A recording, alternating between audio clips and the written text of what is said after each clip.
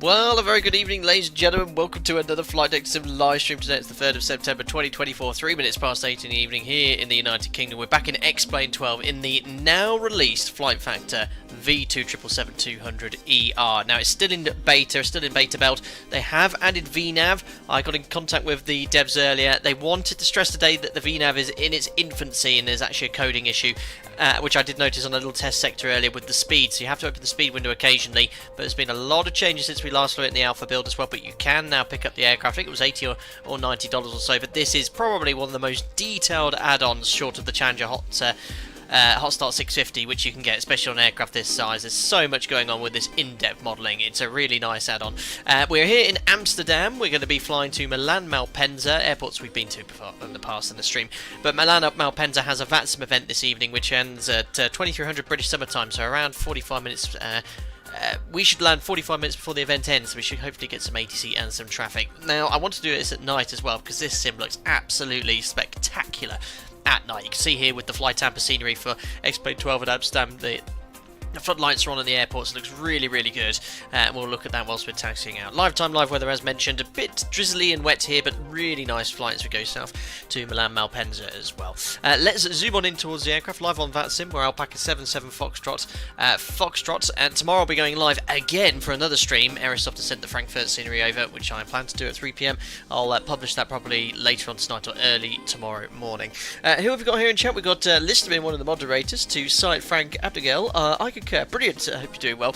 As regards to the lightning, Alex Patterson as well. Does the taxi light works at X-Plane? Yes, the taxi lighting, landing lights are a lot more realistic in this aircraft. We had a few issues yesterday in the PMDG with the taxi lighting as we went on our way. Oop, rip FPS, but I think with that scenery there's some issues with the default scenery and X-Plane in the background, but once we get going it improves a lot. Who else we got here? Alexei Rassas is here. Evening, all he says. MT Aviation. I'm downloading 4 XP Orphos now. It's taking so long. Well, that's why I'm flying at night as well. I didn't have to download any Orpho 4 XP for today's sector. Stephen, hope you're well. Greeting from balmy roads. Waiting for my flight to Manchester. Safe flight back home.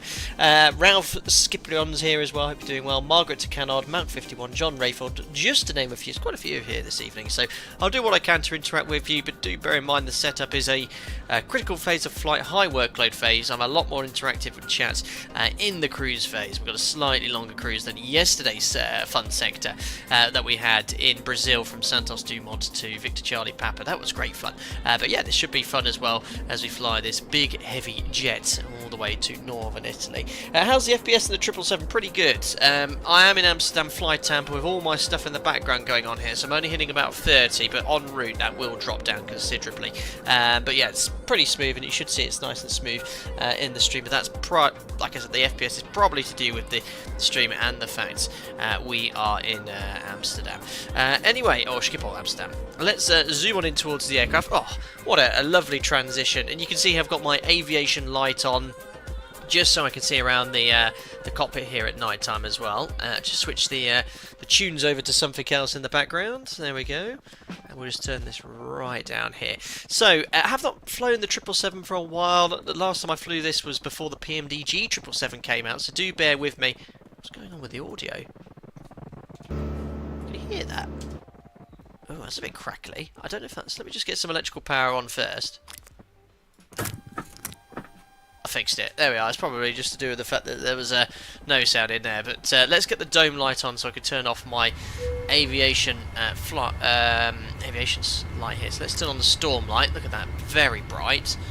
And then we'll go to view, aviation flashlight off. There we are. The sounds on this are really, really good. The engine sounds also spectacular. I think they've changed the lighting here. There's a nice little glow with the lights in this sim, which looks really, really nice.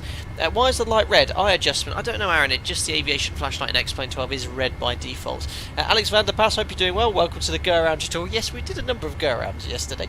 Hayden's here in chat. Hope you're doing well. Weatherman the Hay says, how did you get the jetways to work in X-Plane? Mine broke after the 12.1 update. Do you see the stick shaking? Yeah, this is a very detailed, in-depth add-on. It's so much is modelled. It was all automatic for me here in Amsterdam with the flight damper scenery. Right, let me do the panel scan up here. So again, don't forget, I don't fly the 777. I fly the NG. I try and fly this like an NG, so there'll be mistakes and errors. Do bear with me. I'll do my absolute best to fly as realistically as possible. So I sort of start at the top here. We'll get the ADIRU on. We'll get the AP on later. In-flight entertainment, cabin utility on. I'll turn on the generators. These are the IDG disconnects. So don't turn those on, or off I should say. Arm the lights. Oh no, that's the passenger oxygen. Don't deploy that. Voice recorders on. Window heat on. If I can remember the sequence for the hydraulics, we turn this on first, don't we? Oh no, hold on. Oh, I think I screwed that up. Auto. Wait until that light extinguishes, and then we can turn these on. I always forget the sequence of the hydraulics of this, so I've probably done that wrong, but that's now done. I'll put the no smoking on and seatbelts on already, even though we're not fueled. We've got the flight plan synced up. We don't have sim brief synchronization yet. You have to sort of do what you do in the Zebo mod, which is download an FMS flight plan, put it in the output folder, then you can load it in via the sim here. That's all configured. Fuel pumps on. We won't have any fuel in the center tank today. Anti-ice, we put on auto. Can we do that now? Or? Yes, let's do it. We'll definitely probably have to do that after engine start. We'll turn on humid, recirculation fans, Gasper, PAX, trim air, isolation valves. We'll just put all in auto, everything in auto, and that's all configured. Perfect. We'll get the ATIS in a second. I think we'll depart off runway 24 here, so I'll just put 240 for now. The SID we're expecting is going to have us climbing to flight level 65. Just put that back to auto. So I'll set 65 here, and we'll set V2 there later. Flight directors are on. Reset the master caution. Auto anti-ice doesn't work on the ground, it won't do anything, but just basically, can I leave it in auto? Jack, thank you. Anti-clockwise for hydraulics from right demand to electric to left demand then air. So I did start with the right one here first. Oops, I've probably blown up all the pumps. Let's grab the ATIS, because there is ATC here, or there was ATC here, it's now logged off. That's a shame. Well, let's grab the METAR at least for Schiphol for the weather. Might be a real world ATIS here. Iveo's online, but we'll go with real. Better, there we are. So 300 at 4, there's a few CBs bubbling around, 9,000 metres, so we'll depart from runway 24 from our stand, which is Delta 4, 17 degrees, QNH is 1014. So I'll set the QNH now, 1014. There we are, 1014 is set. We're at sea level here, so we'll just set an MFRA of around 1,000 feet above the ground. Perfect. Now, happy with what we sort of set. Oh crikey, it's very sensitive if I remember rightly. 1010, and I think I don't have sync on, so I just need to. I won't bother setting the QNH on Jim's side, but I'll at least set the MFRA that is, but I'll at least set the QNH. Perfect. So that's done. Let's now load the passengers. I'm not going to do the live loading. I'm going to do the instant load. So we should be able to fetch our flight plan set. Firstly, you've got this fantastic airport map diagram. So Echo Hotel Alpha Mike, this is one of the awesome features they've got here with this realistic tablet. So search what the world, Schiphol, there we are, and look at this. Once the ADR user line, you've got a moving map here, just as you would on the real aircraft. That's so cool. So that's done. Terminal charts. We'll have to load the flight plan first, but you can load them all in through here via Navigraph. So let's go to simplified loading. Hold on, I need to get the flight plan in first, guys. Stand by. It's been a while since I've flown this, so is it aeroplane? No. Patience, guys. Simulation? No. Menu. Oh, maybe it is simplified loading. Fill from SimBrief. How do I get this in from SimBrief? I did it instantly earlier on my test sector. Oh, is it initialize flights? Whoa. External services. Thank you. Get data from SimBrief. There we are. Flight plan's in, so that's good. Then menu, simplified loading. So, just to double check with SimBrief, let me grab my flight plan here. So 0 fuel weight, this is based off exactly 300 passengers, so almost full, 173.2. There we are, slight difference there. I said 173.2, it says 172.8.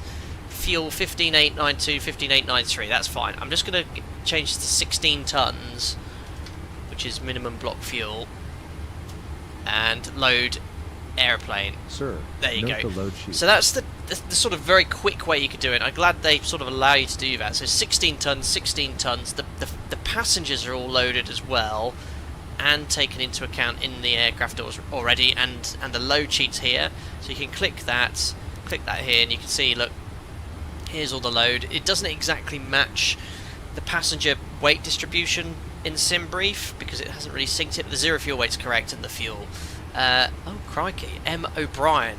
Jim O'Brien.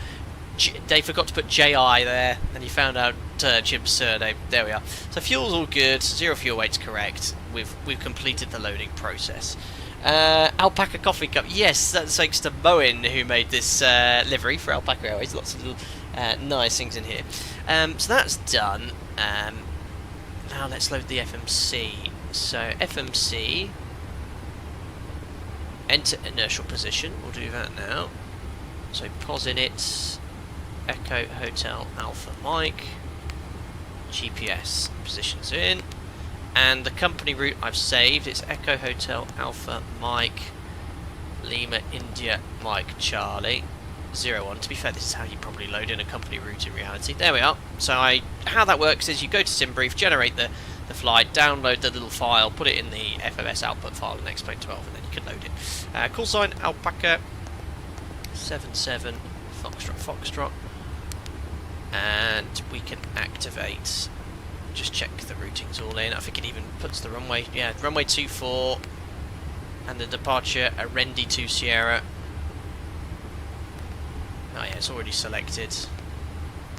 There is a discontinuity, and that's just between Edupo and NatPro where the flight plan joins. I love that bright execute light, which is pretty cool. Yeah, 120 passengers, yeah, that's correct on there, Lauren, but we've actually got 300 passengers on SimBrief, and that's the gross weight of 300 passengers with no cargo. And we could join up here the arrival, so I'll put 35 left via Zulu, via Inler, execute, and that should close up the arrival. Inler transition, perfect. So that's all in. Now let's copy in all the data from the load sheet. So 0 fuel weight is 173.2. It would be nice if you can click it, but this is how we have to do it in real life, so for realism it's pretty decent. Our alternate is Bologna, Bravo Lima Quebec, reserves are 6.2 tons. We're cruising at 390, there we are, Purser's doing the PA. Talk to them shortly, and the ground crew, make sure they're ready for pushback. I'm going to use better pushback today for the push, not the self-drive tug, which you can use. Cost index is 151. It's fast. Thrust limit. Now, someone in chat will be able to ask me this, because I tried it earlier and I couldn't get it to work. There does seem to be now a takeoff performance calculator, but it didn't work for me, so I'm going to use SimBrief's performance calculator, but it was under, I think it was under airplane. No, don't forget there's so much you can do with this. You can do a walk around, check everything. open doors, service the aircraft. It is an incredible detailed add-on. I'm not going into all of that today, but just check out some of the preview videos of this and some of the earlier streams we did. There's so much, it's really cool. So pilot utilities, no. I found a takeoff performance calculator, but it didn't provide the sort of guidance I was expecting. I can't even remember where it was. Performance, that would make sense. So is this modelled, guys? Is anyone here from FlightFactor? I don't think it's modelled yet. Perfect. Do you know any Dutch captain? Not that's worth repeating in the stream here, planes. Yes. So I did all this, and it came out with gobbledygook down here. It works to an extent. Everyone, HKK is a developer from FlightFactor. Thank you very much for messaging me before the stream. I punched in all the data earlier. HKH. It does work. All right. Oh, copy FMC data. Okay, that's done that much. Right, well, let's try it. So, dry, surface wind from the METAR. Let me just grab the METAR in the background here, guys, so we can just see all the information. So, surface wind 3004. Let's see if it works. We've got time. 3004. Temperature is 17 degrees. QNH 1014. See, I want this. Do I have to type that in manually? Not sure. Flap 5. Anti-ice off. Intersection. Yeah, so how do I... Oh, takeoff weight. Now, is this in kilos or tons? 188.9.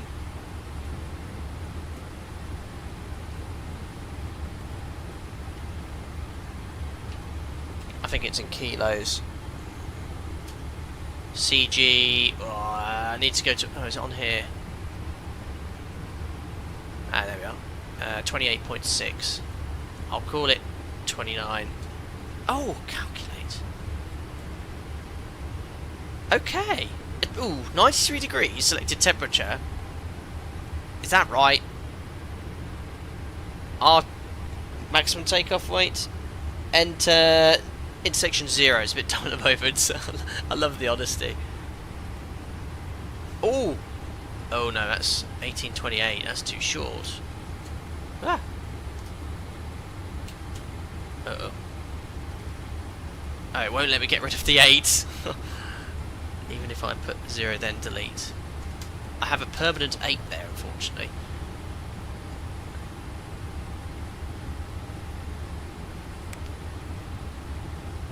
Yeah, I think... Oh, my better... Ours allows max 68. Right, it's probably a work in progress. The fact we've got the foundations here for a takeoff performance calculator is good, but I think this data... I don't know if that was meant to have a decimal point in for tons or kilo. No, it has definitely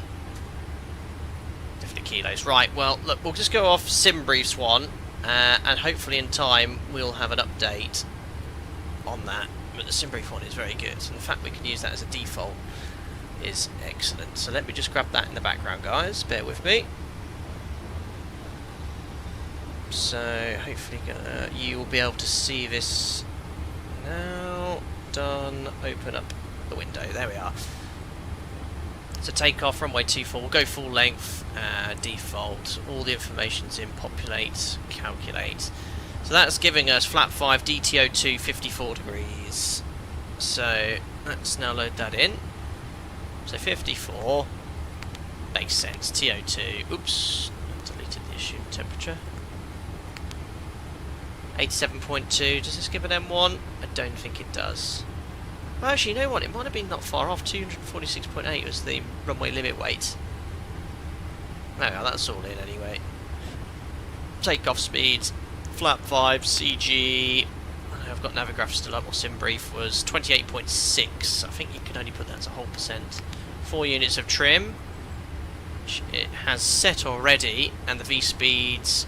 Yeah, the V speeds vary here. Look, we've got 34, 35, 42. So V2 is good with a knot, but V1 has a large difference. We'll go with FlightFactor speeds because it makes sense being quite light. And we'll close that window. And V2 141. So it's slight discrepancy, but I've seen discrepancy with that in the Zebra mod and the PMDG before. But we've got something in. Could be wet runway, could be, actually, could be.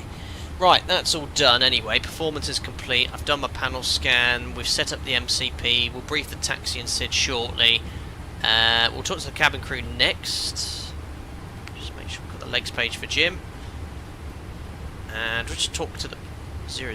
Let's put 2000. So let's talk to the purser. Just make sure. This is the captain. Good day. They're ready. Hello, sir. Other door. Don't know if the doors have been closed yet. No, they're still open, so we'll get them to close the doors.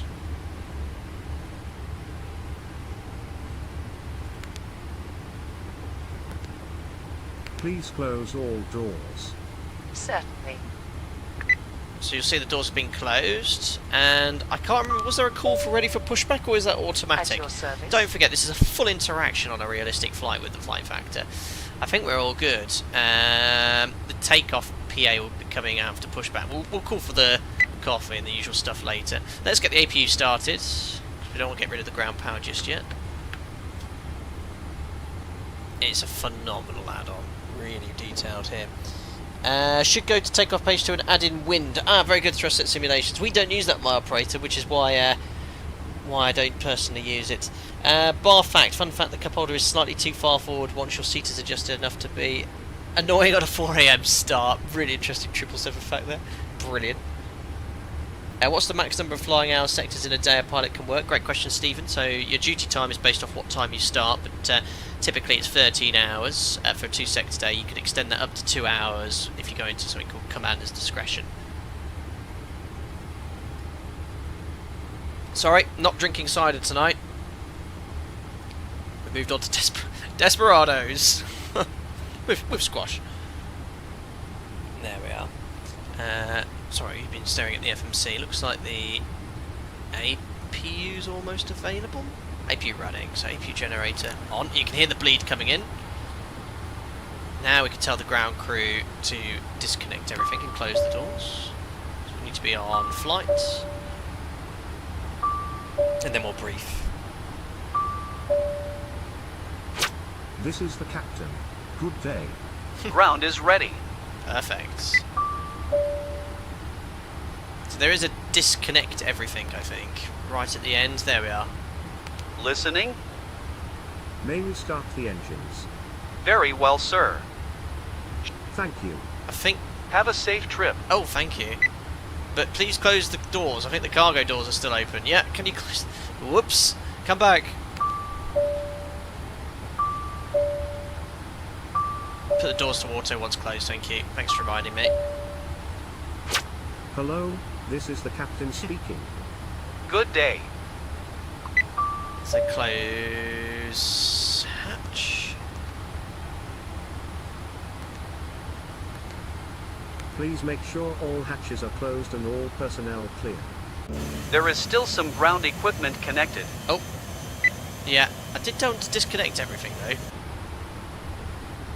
Bear with me, guys. It's so good. Listening? Oh yeah, the remove equipment button. Thank you. Go ahead and disconnect all ground equipment. There we go. Of course, sir. Up. Oh, I've cut him off. That's what we should have done first. Now we can tell them to pressurise and close Yes, the sir. hatches. Please make sure all hatches are closed and all personnel clear. Pressurize away, sir. Oh, FPS. It's really dropping out. I must stress, this is not the FlightFactor. It's to do with the scenery. 'Cause if I look over here, much smoother. But if I drop over there, and it's to do with what's in the distance here. I've had that every time in Amsterdam Schiphol. Performance is not as bad as this. Starting to sound annoyed at no planes. Right, let's get the pushback ordered. Down to cockpit. Please show me where you want to go. Ground to cockpit. Tow is driving up. And now we can start our briefing. So, menu, briefing. No, I think this is just the nav log. How do I do my briefing to Jim? Ah!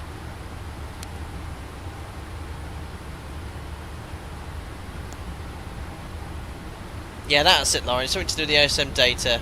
Yeah, it's a known issue. Now, how can I... There was something to do a... no, that's shortcuts for views. Airplane captain commands, thank you.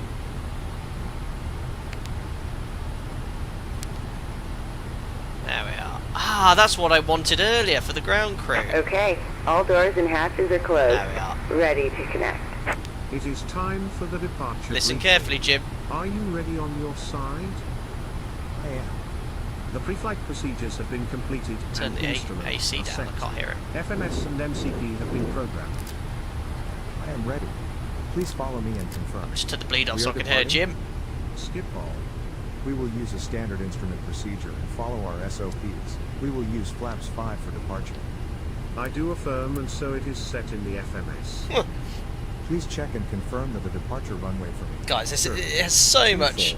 The cruise So altitude much for going on today here will with the be- briefings, but we haven't even done any of the Flight walk-around 390. features. Just check out my Let us now first stream. confirm the speeds. V1121. Today our VR will be 130 and V2 141. The departure So is set connected in and the bypass FMC. pin inserted. follow the Release MCP. parking brake. Perfect. The Patience, lady. MCP is set for departure. Our initial heading will be 240, And our destination is? Milano Malpensa. Do you feel we have any special risks today? Yeah, you, Jim. No additional points to make. Thank you. Continue, please. In case of any emergency RTO before actions. 80 knots, we will abort the takeoff. Above 80 knots, we will only abort for a serious issue. Beg what, Engine you've not fire gone or through loss the of directional 1,000 control. failures. Yeah, there's 1,000 In failures case of modelled. such issue below V1, Look we at will all abort this, the look, takeoff, guys. apply maximum All of the braking and CBs stay are on the modelled. runway. In So, for case of example, an issue radio above altimeter V1, we will right, continue pull. with single engine departure procedure. I will hand Oh, I the haven't got controls the and RA you will on help there, me with but the procedures. I no doubt it would Any work questions? if the red out was on. Thank you. Now, Clear. where was that circuit breaker? They are. They're all modelled allegedly and work. Right, that's Jim's briefing complete. We'll now tell the cabin crew to go to auto on the doors. Helps if I turn my radios on. All ears. All ears. Doors auto. Arm doors. All armed and cross-checked. Perfect. So the cabin crew are doing their PA, which you can hear. Oh no, I don't think you can hear the audio for that. And now we'll just do a quick brief what we're going to do for departure and the SID. So we're on stand Delta 4, pushback to sort of face east, very short taxi then, we're going to go Alpha Bravo, Sierra, hold Sierra 7 for runway 24, then blast off to the southwest, and the SID is going to be the, what's it called, Rendy 2 Sierra, so Alpha Mike 005, Alpha Mike 008, max 220 for these turns. And you can see here the speeds. I had this on departure. There's a little bit of a bug at the moment. I've been told about it, which FlightFactor are aware.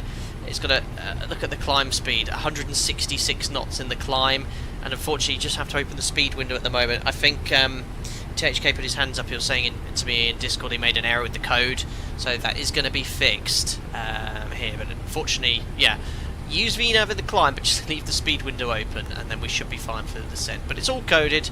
If look, Rendy Idupo, Rendy 6.5 or below. So we'll level off at 6.5 initially, and then continue the climb. So there should be here this 6.5 Rendy. So we'll just put that in manually. No, that's not working, unfortunately. Yeah, there's a little bit of work I think still needed here. Perfect. Apologies for FlightFactor English as always, but this is a bit of a FlightFactor trademark for no problem at all. Right, we're all good. Let me just sort out the... Actually, no, what? We'll leave the lighting as it is. AP bleed on now if the engine starts. And I did tell them where I wanted to go, didn't I? Right, I think we're ready to push back, so... Oh my goodness me, Touring 4x4, 10 gifted members. That's absolutely ridiculous. I'm actually going to turn off the alerts because that's going to go off all day, but I'll say hello to all the new guys. Nav should be on beacon and logo as well at this stage. And then we'll release the parking brake on our way. Oh yes, the new parking brake release sounds Starting funny. pushback, and It's like you may dink. start engines. Oh, we better Unicom actually, hadn't we? 122 display. So Touring 4x4 is just gifted. Thank you very much. Ah, ground crew saying goodbye. Wow, that's very, very generous. Thank you very much, Touring 4x4. We've got Rasmus 380, Lance Whipple, Mark Shipman, V Skycheck, Johan M, Gamer Diol, 737 HK5, Madmac UK, Buckeye Fly, Rainer have all joined as members on behalf of a very generous donation from Touring 4x4. You've gifted so many members to the channel. It is incredibly generous of you. Thank you very much. Welcome on board to all the new members. Thank you very much. Very kind to 4x4 from Australia. Swim and climb. How would you stall if you was climbing? Wow, you would stall if you were climbing at 166 knots. Just eventually, yes, if you were to maintain that speed. Right, it's a Airbus, this, isn't it? Very Airbus-like. So I just go start, and then I literally do that, don't I? That's it. Oh no, I've not run any of the interactive checklist. Uh-oh. Pre-flight checklist. Yeah, oxygen tested. Yeah, we did that. Tested Yeah, 100%. parking brake. Tested 100%. Flight instruments. Yeah, Before done. start. Yeah, Before taxi MCP. Yeah, checklist. there we are. Recall. We wait there. Check. Got the sounds these. Yeah, listen to the FPS drop in Amsterdam in that direction. Oh, chart. Sorry, guys. Sorry, John.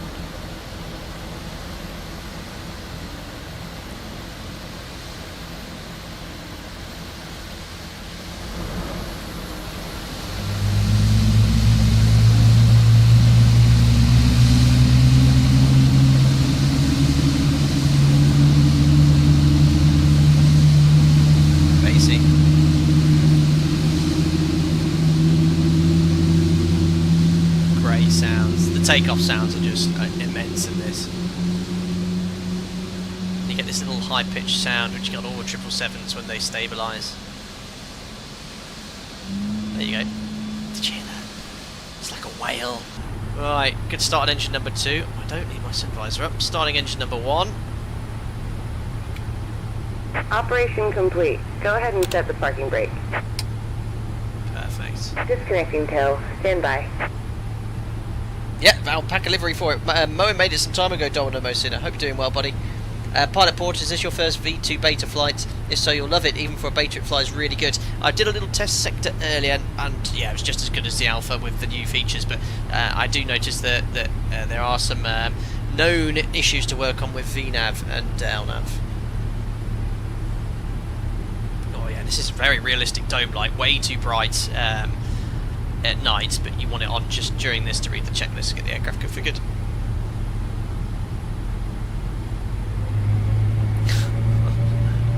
Fantastic. And the EG2 went up a little bit too quickly. Tow is disconnected and bypass pin has been removed. Hand signal on the left. We'll see you next time and have fun up there. Lovely bar fart, fantastic.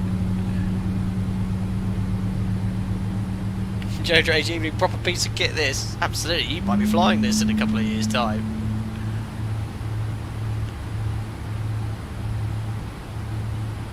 Awesome. Oh look, someone's put a Fokker on the roof.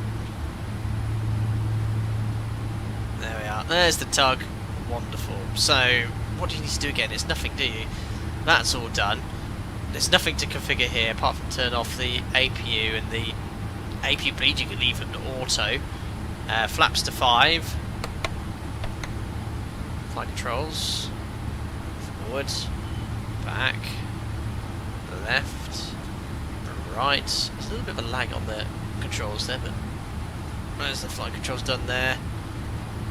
Recall is checked. Auto brake. RTO. That's how we have RTO? checklists. Flight controls. Check. Checked. Ground equipment. Cleared. Cleared. Checklist complete. Perfect. Takeoff checklist, please. Checklist complete. There we are. Next is going to be the after takeoff checklist. So we're ready for taxi. Let's just sort out the cockpit lighting. So storm light off.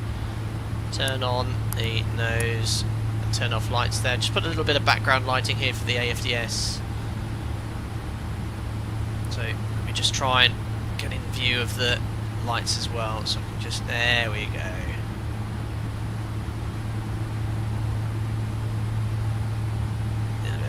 It wouldn't usually be on, but that's all good. Turn off, taxi, and these, yeah, we wouldn't have had the landing lights on, but a lot brighter. Right, just double check there's no ETC, there isn't. So we'll Unicom out of here. Skip all traffic, Alpaca 77 Foxtrot, Foxtrot taxi to runway 24. Just check my volume for VATSIM because it's turned right down, I think. Yeah, I can't actually hear them. There we are. So Purser's now doing their PA. They're calling me as well. I am listening. Yes. I'm listening. What are they saying? I don't know. Ah, where do I listen? I can't remember. No, they've gone. Right, cabin interphone. We're not listening anymore. Right. Parking brake release. Do a quick config check. No config warning. On our way. We're very light today. Only 300 passengers. No cargo. Go around here, Alpha, and then Bravo for runway 24. Yeah, at night this sim looks spectacular at night. They just need to fix the dark cockpits during the day. It looks amazing. What weight are we? I think our takeoff weight is 188 tons. So still about 100 tons less than the maximum takeoff weight, but we're doing a very, clear right. very short sector. Purser says, Captain, just want to let you know that we're ready and the briefing's complete. How realistic does it look? This is as real as you can get in a desktop sim, taxiing around with this lighting now. And with the turn off and taxi lighting, that's sort of the brightness I'd expect. If I was to turn that off, let's just see if it's any dimmer. There you go. So you can see how much darker that is. The turn-offs definitely make a difference. And if I turn on, that's what it looks like when you turn on a nose light. It looks fantastic. Right, next right here. Because if you take that one, there's a no entry sign.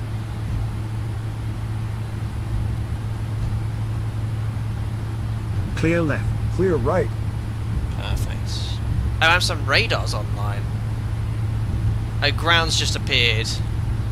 And I've got EDDL approach. Oh, it taxis really nicely as well. Perfect. So we're at the hold point. FMA, what's your flex temperature? It's 54 degrees. Flex? Shoot temperature, you mean? Oh, I've just got a ding-dong now. So I'll just wait at the hold point. Perfect.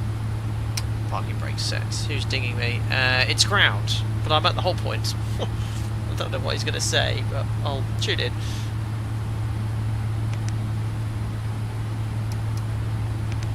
This might be the briefest communication with ground ever. Skip on ground. Hello, it's Alpaca 77 Foxtrot, holding Sierra 7, runway 24, ready for departure.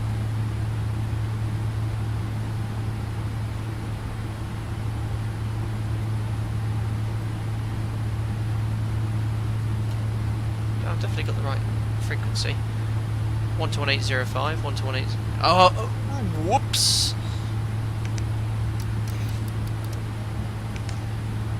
Skipper ground, good evening, it's Alpaca 77 Foxtrot, holding at Sierra 7, runway 24, ready for departure. Alpaca 77 Foxtrot cleared Milan, ready to Sierra departure, runway 24, initial climb flight level 60, squawk 1000. Cleared to Milan on the ready to Sierra departure, flight level 60, squawk 1000, Alpaca 77 Foxtrot. Alpaca 77 Foxtrot, feedback correct, and contact radar 1575, bye bye. 1575, Alpaca 77 Foxtrot, bye. So 60 set, runway heading 237, I should need to change. 53, Mike Alpha taxi on the point, Oh, so there is a frequency here. 1285. Was it 1285? It's the only other online frequency nearby. KLM 161, have you got your clearance ready? Oops. There we are. Cool. A couple of things I've missed here because I've turned the alerts off. I'm so sorry to everyone here. Firstly, I need to. Oh, I've broken my stream thing. Here, I've just re-pinged them. Thank you. Cannot keep for your €6. Very kind of you, sir. I'll fix the lighting whilst that pings through. Thank you. So many FT2S streams these days. Feels like Christmas, romantic face. I even watched your first ever live stream Oh my earlier goodness, today. Mr. Have a Speed. great flight, Captain. Cheers. How they've changed as well, Konopki. Thank you very much for your €6 donation. Very generous, sir. Hope you're doing well. Thank you very much indeed. 125750 was the frequency. I can't even see them online.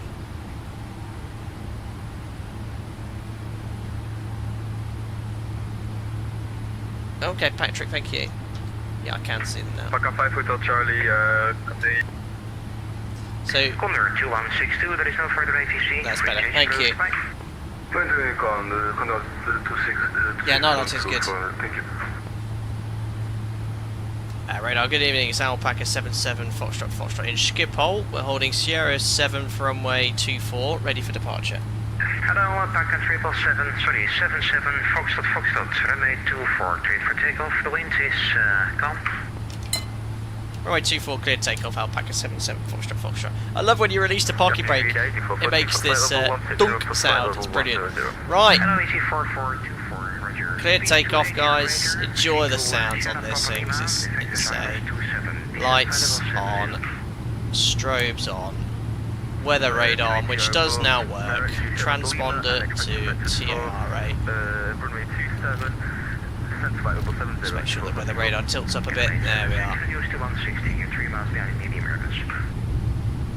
So LNAV and VNAV, just as a reminder, remember VNAV in climb, there is a known issue due to a coding issue, which the devs told me about it. The sounds on this are insane. I'm going to turn the sim up for this. Clear left. Clear right. Oh, it's actually so nice. Oh, the lighting is spectacular. Right. Timing. Runway 2. Enjoy this. Especially at night, it just makes it even better. About 50% will do stabilised. Set taking thrust.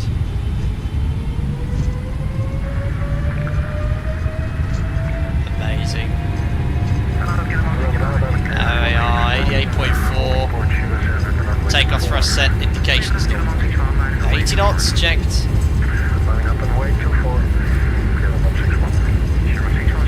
Amazing. B1, rotate.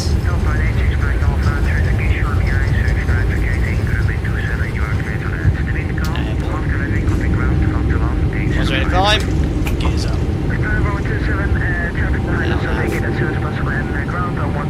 Slight little bit of symmetry there on my thrust.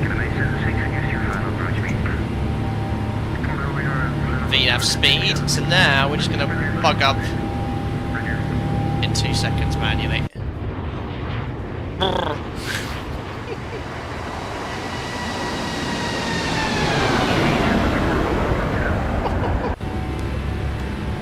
Right, now we're going to have to open the window and bug up. It's just a bug at the moment where VNAV doesn't automatically increase its speed. Why have waypoints on? It's so loud in here. Right, flap 5, go to flap 1. 220 knots, remember there's a maximum speed for this turn. And flaps up.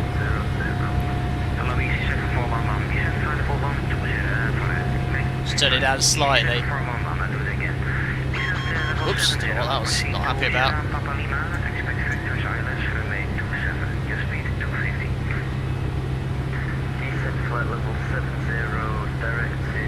Beautiful.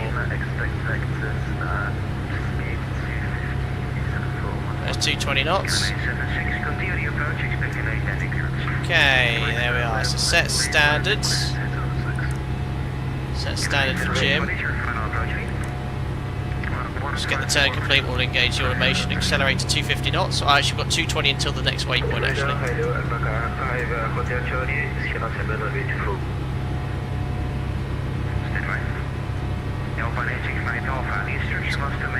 My someone's having a nightmare. Oh dear, carnage is skip all. Command A. Vertical speed 2,000 feet per minute. Maximum 220 knots until Alpha Mike 008, climbing to flight level 60. I cannot understand how you messed it up, to be honest. Someone's having a nightmare. VNAV's working. It's engaged with, well, we've got VS now, so we're approaching our cleared level. I'm waiting sequence, Canon 53 Mike Alpha. Alpaca 5 Hotel Charlie, Runway 24 Shadow 7, cleared for takeoff, remain frequency. This is so loud. Tight Rider Kid, or Tight Rider Kind, welcome aboard, buddy. Hope you're doing well, welcome back as a member, appreciate it. Ah, that FPS is now increasing beautifully. What do you think of that departure, guys? Sounds...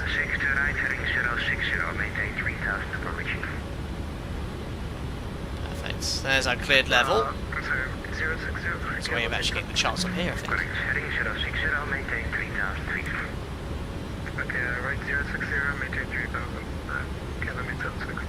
Alpaca 77, Foxtrot, identify the flight level 60, plan flight level 250. Flight level 250, Alpaca 77, Foxtrot. So, 250. This is the bug at the moment, guys. If I press VNAV, look, it's commanding 166, okay. FlightFactor are fully aware of this, and there is a fix coming. You just have to open the speed window, and this stays at VNAV speed. So it is using VNAV for the vertical path, just with the speed window opening, pitching for the speed, so it's behaving like level change, but there is a fix coming. Have Apollo engine view. Say again, heading only? 180. Alright, try turn 180 distance, 50,000 feet, speed is fine. There's traffic there as well. Oh, we can go full climb now as well, can't we? So climb con, isn't it?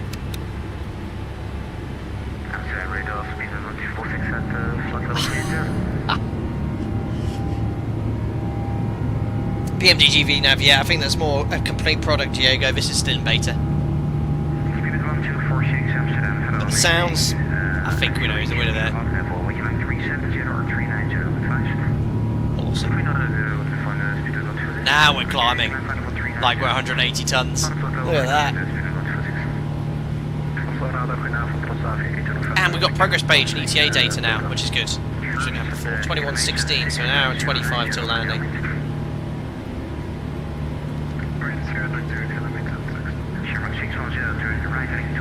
Weather radar is working, Aaron. It's modelled now.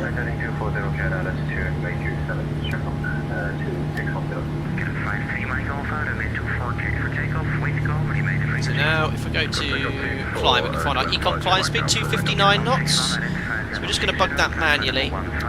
That's what VNAV would be doing automatically. And then we maintain that indicated airspeed until Mach decimal 83. There we are, so passing 107 flight level 250 pre-cruise checks. Oops, we'll do the after takeoff checklist as well. Perfect. Checklist complete. So fuel is 14.3 tons lights. Off. Logo can come off. APU's off. Pressurization. Where's that going to be under? Air. No, oh no, it's all there, isn't it? Oh, diff pressure 4.5 climbing. Someone's calling me already, it's the cabin crew. What do you want?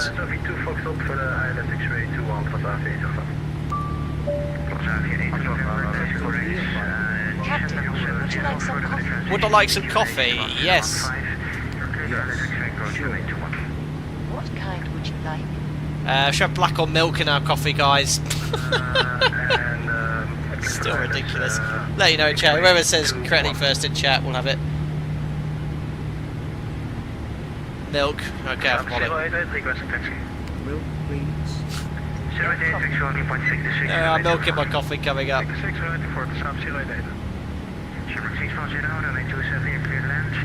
Coffee on the way. Yeah, don't drink the coffee. Uh-oh. Andrea, Captain, may I ask a question? Curiosity, when do you use the wing anti wing lights? Wing lights. Trying to answer the question. We want to use wing lights to inspect the leading edge for suspected icing. Ik ben Singapore, dan I can have a LIMC. Vision 4 Bravo. Pete, that sounds familiar. On the IPTAS to Foxtrot transition for the Milan X-ray approach runway 21. Amazing. Well, now we're well on the way. We'll turn off the air systems now. And seatbelt signs can come off. Auto, no smoking auto as well. Cool. Hear the airflow noise increase as well, although we're doing pretty much the same speed. V1's operator turns on at night, finding different SOPs. There you go, Aaron. Different airlines have different SOPs. Can you see the leading edge device from the cockpit? 777. Let's see if I know. 53 Mike Alpha, pilot, flight level 60, you make climb flight level 250. Not from the cockpit, actually. So our wing lights, I mean, this could be a limitation with the 777 because the length of the wing, but you can see up to the wing tip in the NG.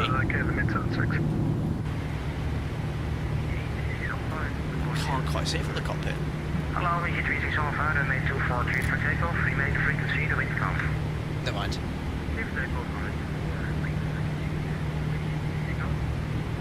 HK enter something higher than example 290. I thought it was a bit sledy. Econ climb 259. let's do 290 then. That's a little bit more realistic. To be fair, we have indicated airspeed of 250 knots, 250, 260 after above 100 being common with a strong tailwind. Apollo, can I ask you where you're from, Flight? Yeah, I was born in Lincolnshire in the United Kingdom. Lincolnshire, in a city called Boston. Not like Boston in the United States. Nowhere near as nice as Boston in the United States either. Ugh, shouldn't have said that. Wonderful town. Wonderful to visit frequently.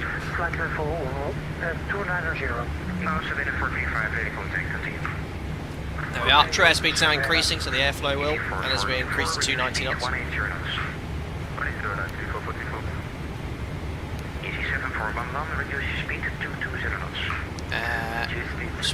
Now the tilt on the weather radar. Alpaca 77 Foxtrot, climb flight level 390, there is no further ATC, free change approved, bye. Climb flight level 390, over to Unicom, Alpaca 77 Foxtrot, cheerio. Bye-bye, easy 4424, Perfect. Just us guys at the Unicom frequency. We do have a VATSIM event we're flying into though, so I don't know how busy it will be. We're quite late when we get there. It ends at 2200 Zulu, so we're touching down 45 minutes before the event ends, so there'll hopefully be some ATC, but that's approaching midnight in Italy local time. Oliver Osborne, would I consider going long haul? If I wanted to, I could, but I'm very happy flying the NG. But you know, it's nice to have said I've flown a wide body jet, and a small part of me goes, well, that would be cool, but my home life outside of work is perfect. My work-life balance, let's say. So I wouldn't want to disrupt that, and I'm very happy with my role at work now. Achieved it sooner than I wished. Well, sooner than I thought I would. And now I just wish to sit tight and let life carry on as it is. Alimish, will you be doing Cross the Pond? What's the date of that this year? And it will be the eastbound this time, because I was working for the westbound.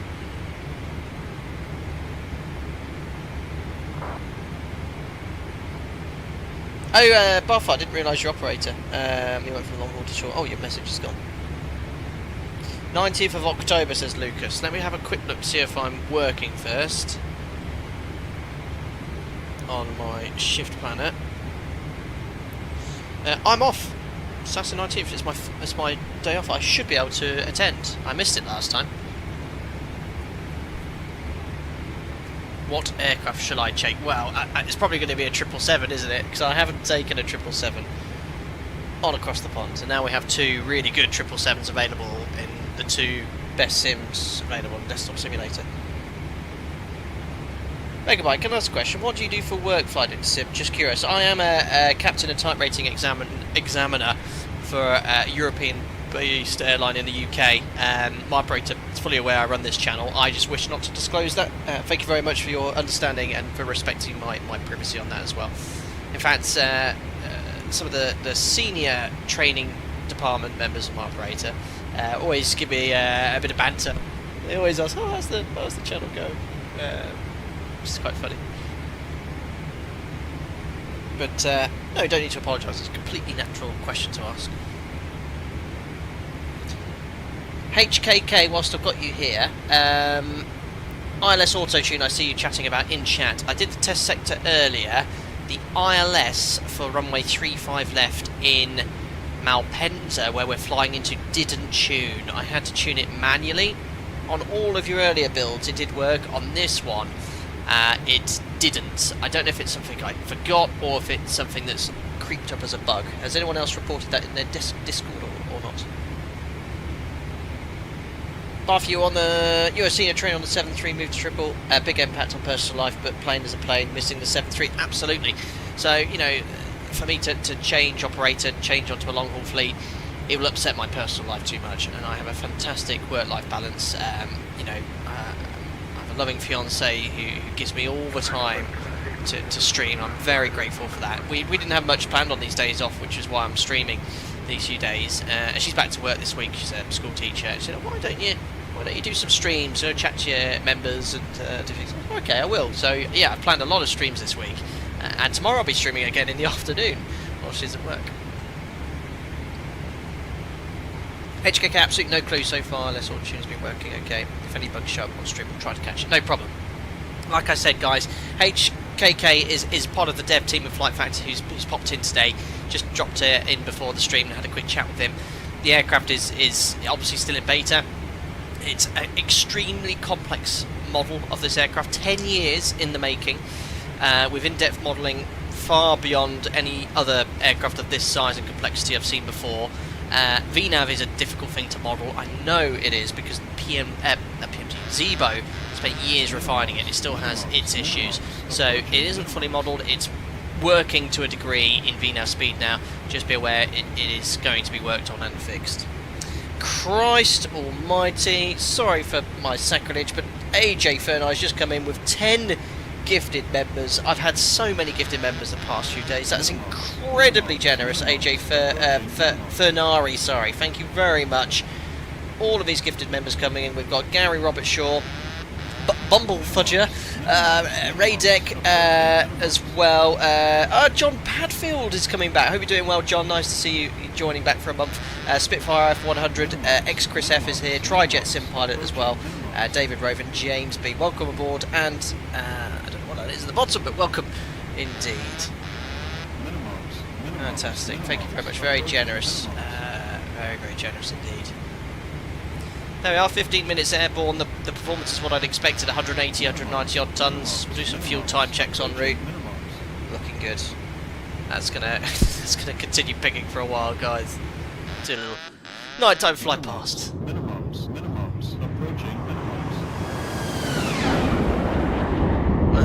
Can't see it. Maybe Apollo, I preempted your comments. Screw climb 727 cargo jet ops in Canada would be cool. I think I'm going to do that next Monday. Next Monday, in 6 days, I'm going to be doing a late night stream for all of you watching. So I'll be starting at 10 o'clock British Summer Time. So I'm going on to a late shift. They sound spine tingling. Yeah, you don't want to hear that on the line. I'm going to be doing a late night stream from 10 o'clock to 1 o'clock in the morning. So all of you in the US will hopefully enjoy that. Because I won't be usually streaming that sort of time, just to get my body clock ready for late the next day. Awesome stuff. So full climb thrust, approaching 390 very quickly.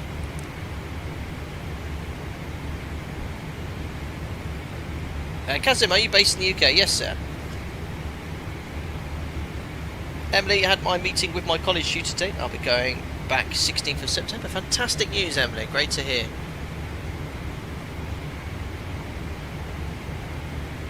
HFN, good to see a streamer flying X-Plane. Is there any left? Am I the only one? No, it's still a solid stream, and you'll still see X-Plane streams. Another. Oh my god. Oh my goodness me. Another gifted membership. Oh my goodness. Alexander Pass. This one's going to fill up really quickly. welcome back, Emily Aviation, Relaxing Disney, Hamish, Camera is a guy. My first dog was called Hamish. Mark Murphy is here as well. Welcome, guys, all as members again. Unbelievable. That's incredibly generous. Thank you very much to all of you. Minimums, approaching minimums. Crikey.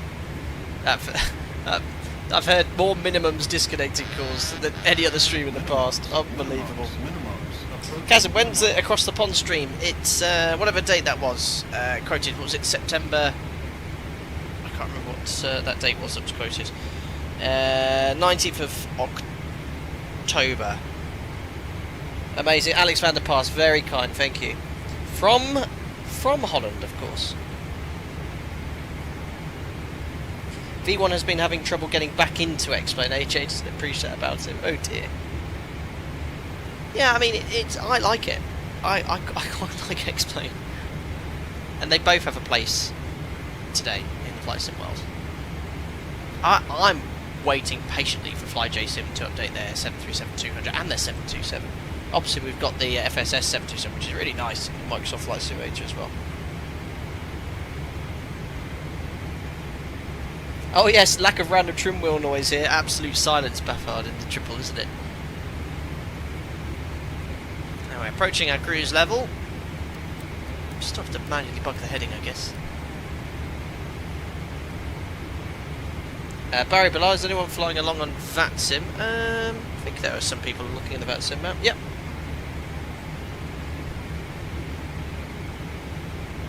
Yeah, about to scope some people en route with me.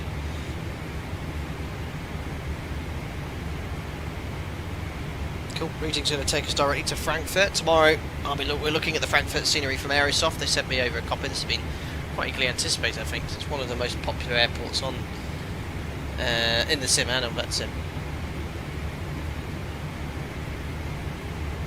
Stephen Beacom, your PMDG stuck again at flight level 60 with VNAV put to 250. Are you sure you don't have any altitude restrictions in Stephen Beacom in your FMC that's preventing VNAV climbing?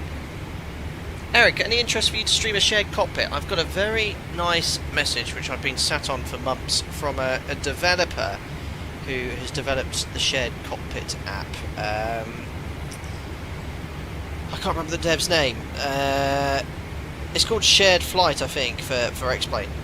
So it's something I do intend to look at some point. Gregory, you're in the MD-11 freighter. Very good. Well, I think you guys... What did you guys vote for earlier? Because I did poll. I haven't even looked at that. Let me just have a look here. Oops. So Aerosoft have sent me over the Frankfurt scenery. Oh look, we're taking another 777 tomorrow. The 300. So we're going to fly from Oslo, because I also have the Aerosoft scenery from Oslo. We're going to go Oslo to Frankfurt tomorrow about 3 PM, and we'll do a bit of a scenery tour of the Frankfurt scenery. So if you like Frankfurt, if you fly into the airport in Microsoft Flight Simulator a lot, it's about to be released on the 5th. I've installed it today, so you're having a nice first look before release. My airport sceneries are very simple and not as detailed as sort of dedicated videos, but we'll have a look around and see what we can find. But it's a huge airport that's modelled there by Aerosoft. We'll take the 777 again.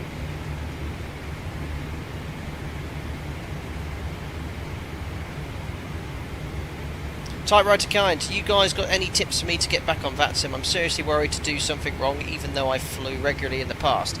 Oh, what happened to Typewriter Kind? You don't need to say in chat, but I guess you had something happen which has sort of put you off from using it. Don't be disheartened if you did. You just need to get back on it. You know, we've all had bad days. I've had bad days in real life with ATC. I'll tell you a little story. I went to an undisclosed airport once, a very large undisclosed airport, and we were told to taxi on stand, but I was not satisfied with the wingtip clearance.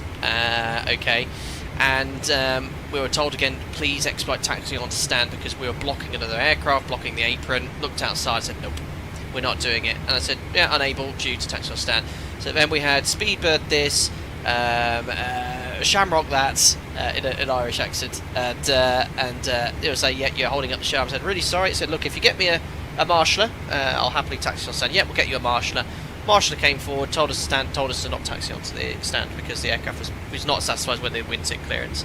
Never got an apology from the controller, but you just got to stay calm, stay professional. Just said, yep, Marshaller's here, he's not happy for us to taxi on stand, so we'll continue waiting. There you go.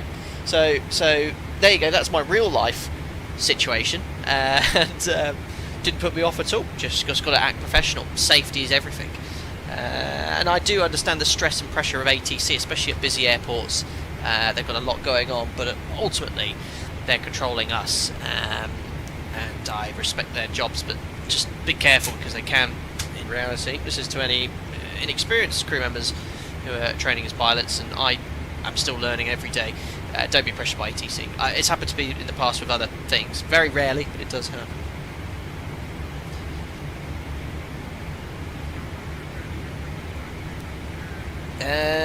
Buffer, we all have bad days of ATC. Absolutely. Just got to remain professional. But we're all human, absolutely. Captain Phil, do you recommend the Thrustmaster Boeing yoke? Yeah, I've had this for... when did I do my video? It's near 3 years. Really pleased with it. Certainly for all yoke or Boeing aircraft, I've got it sort of tuned in. A lot of people spend a lot of time tuning them, response curves. I really don't get my head around this. Yes, this will never fully match the feel of the NG or any aircraft in the Boeing because it doesn't have the same physical force, but the input I make with all the default thrust curve settings are sort of very similar response. So, for example, if I go full right or full left, the aircraft will roll as expected. But yeah, really pleased with my yoke. Steering climb, is there a button or lever broken on your yoke? Nope, all working correctly. My Airbus side stick, the thrust lever on that doesn't work, but I just use the Boeing thrust levers now for that.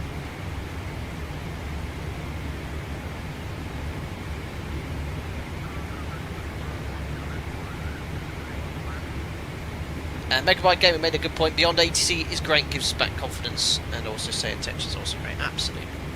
Right, do a little fuel check at Asbon. We've got 11 tons, so we've actually got here. We haven't looked at this tablet enough today. It's fantastic. So I think if we go to briefing, navlog, look at this. You can even check all your times and enter them manually. So we've just passed over Asbon. Okay. The only thing I'd love them to update is, if anyone's from here from the FlightFactor dev, I'm sure it wouldn't be difficult to model. Can you update it so your takeoff time you can enter here and it automatically updates your ETA for every waypoint? That's how it works on the real EFL app. We use it on my operator, so you just put your airborne time and it pre-populates all the times. For example, I'll add 10 minutes here, add 12 minutes there, etc, etc. Anyway, I digress. Asbon, 8:13 we should have been there, but that's obviously based off a fixed departure time, early. Most importantly, the fuel check, 11.2 tons. And we should have 10.8, so we saved about 400 kilos. The fuel burn matches the flight plan very, very nicely. It's a fantastic tablet, this. You can see your ICAO flight plan as formatted to Euro control the navlog, check your NOTAMs. It's really, really detailed. Got my coffee, anyway, from the cabin crew. Superb.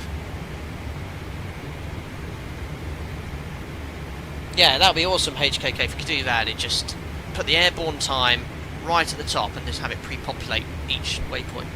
That would be an awesome addition to the log, and then you can actually check your time accurately.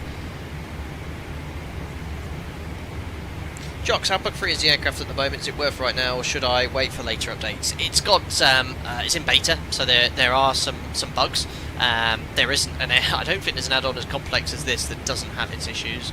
But, you know, I think it's ready. I think it's ready. If you... The big one is the speed window open with VNAV at the moment. So VNAV is working, and what happened earlier, I couldn't get the auto-tune ILS to work, but VNAV put me on the perfect vertical profile. So that's nice to see. So it's just going to be fine-tuning it, but the amount of time they spent on this is a developer whose FlightFactor is going to keep listening to feedback and making changes. I mean, since we last flew it a month ago, there's been about 4 or 5 updates in the alpha, which I just haven't tried. I've got too many aircraft I want to fly and try. I want to get back in the PMDG DC-6. That's on my to-do list. I want to fly the 727, the FSS 727 again. There's too much going on. I want to fly a helicopter. I want to do a GA group flight. Just don't have no time. Well, this week I do.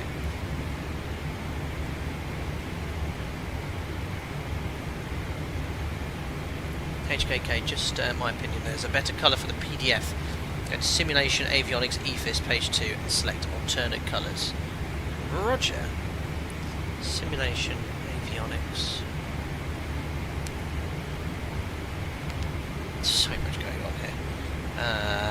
EFIS page 2.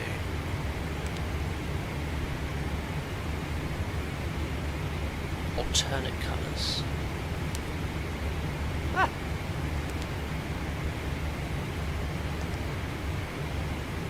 How do we get onto the second page? Ah. Let's have a look. Ooh. Okay. Yeah, I agree. I prefer the alternate colours. I think that's a little closer brown. Anything else you've... any other hidden gems? God, there's just so much going on here. We've got RAS as well. Yeah, it's a very deep simulation.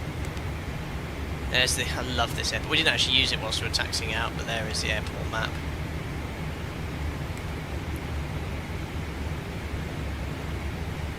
So how do I open the charts up? Because I don't think I saw that. Or is that still not implemented? So I can select here, search Milan Malpensa. Can I bring up... Oh, is that? Oh, it's opened up a window in my browser for Navigraph. Hold on, I've done this already. Yes, allow. Ooh, charts. But I don't want this. Ah, there we go. Superb.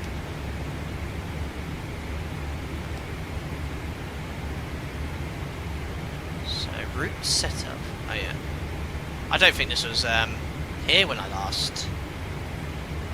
So that's the graph. How do I get to sit and star charts?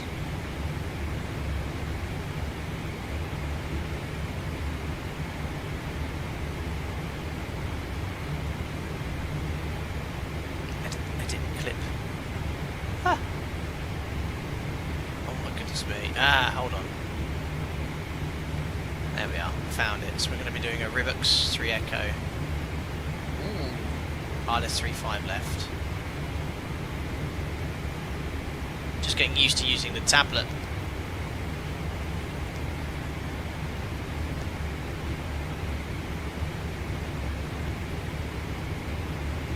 Oh, it must have been on the previous page.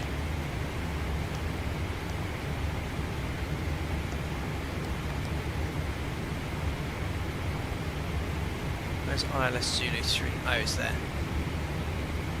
So now I've selected those.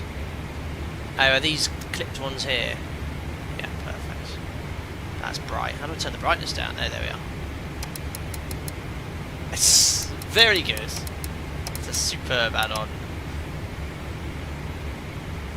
Meanwhile, the aircraft is getting into an upset state. No, it's not. Perfectly stable. Perfectly stable. All good. Where are we overhead? I think that routing was going to take us directly towards Frankfurt, which we're probably just past. Delta Echo. I think it's amongst all these airports in airway chart. Yeah, Frankfurt's coming up.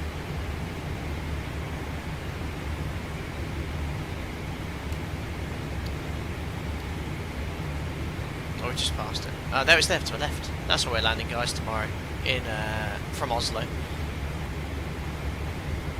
The mega airport. I've never flown into Frankfurt Main, Barfart. It's a large, busy airport, that's for sure. Yeah, Jocks, the tablet seems very good. It's very complete.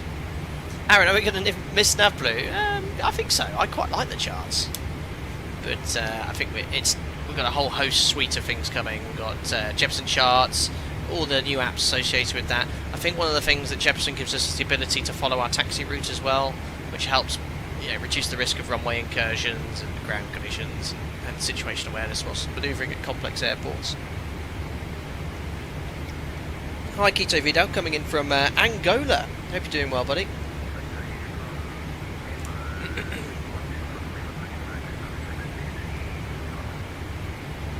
The only thing about flying at night, no cool flybys. So I'm right up my tail.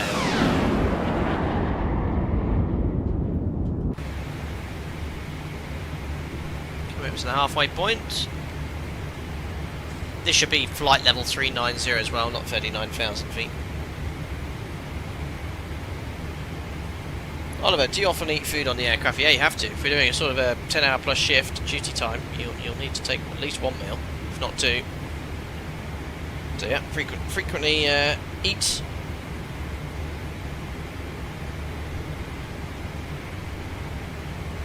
J1635 Arthur X Essex. Hello. Bath, you're from the Midlands. Enough said. Brilliant. I'm a yellow belly, so a little bit further east than you, sir.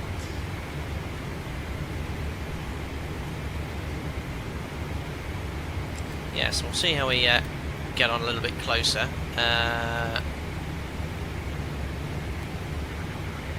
So yeah, it's a little bit more work to be done on the VNAV pages. For example, the VNAV cruise page. I mean, it could be something about the 777, but I'd expect maybe top of descent info there. There, progress page has it. So top of descent's just in about 15 minutes time. So yeah, we'll shortly start setting up for the ILS approach. I'll just grab the D-ATIS.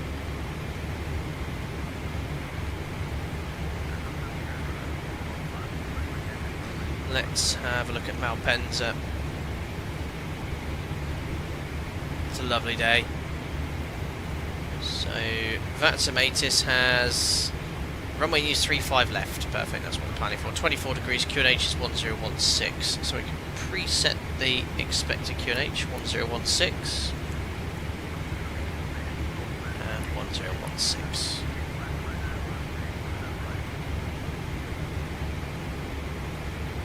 Evan, also a yellow belly, fantastic. Aaron, stupid question. If everyone is so concerned about the hot water on planes, it's advisable for pilots to avoid drinking coffee.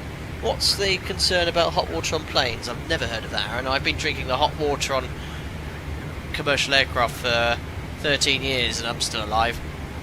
What's the problem? I've never heard of. Oops. Oops, I accidentally turned off the auto throttle. Now the big thing I'm going to remember with the 777 is you don't disconnect the auto throttle, do you? You leave it in and all the way till touchdown.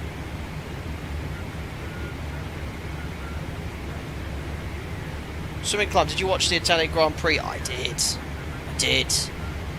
It was quite funny, really. One second and third for McLaren, but both Norris and Piastri looked so miserable. Obviously Piastri wanted the win, came second, and obviously Norris got third, was miserable because he threw away the win.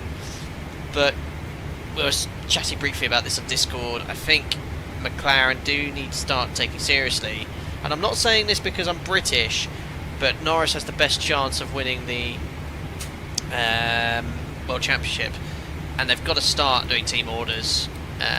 You know, how many points have they've thrown away for Norris? Firstly, for Piastri's first win, for letting him pass to win. They threw away a few points for Norris then. Then, obviously, in Italy, with Verstappen, what did he finish, 7th or 8th? They didn't swap Piastri for Norris again. So there's it's at least over 10 points thrown away. And I think they've worked out how many Norris wins every race and Verstappen comes second. He still can't win now. So yeah, it's see what happens. Lauren, always the room and the potable water tanks are never cleaned on planes. You know, when it comes out, honestly, at 100 degrees, if anything is funky, surely it's killed for the temperature it comes out of. I shall continue to have hot water. Minimums. Gustavo, something to do with America's civic paranoia. Yeah. I'm going to carry on drinking it. Skittish, thank you very much, buddy. 12 months as a member, that's a whole year. Evening Captain, can't believe it's been a whole year already. Haven't been as active due to recently getting my first car. 700 miles in 2 weeks. Amazing, Skittish. Well, firstly, congratulations. Is it recently you passed your driving test? I don't know if you mentioned it in Discord, sorry if I missed it. But yeah, very exciting. I remember when I passed my test, I did loads of driving. My first car was a Volkswagen Golf Mark IV. A Mark IV. And it did me very well.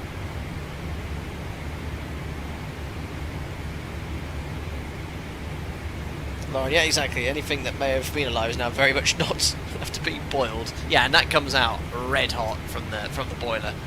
You don't want to be touching that.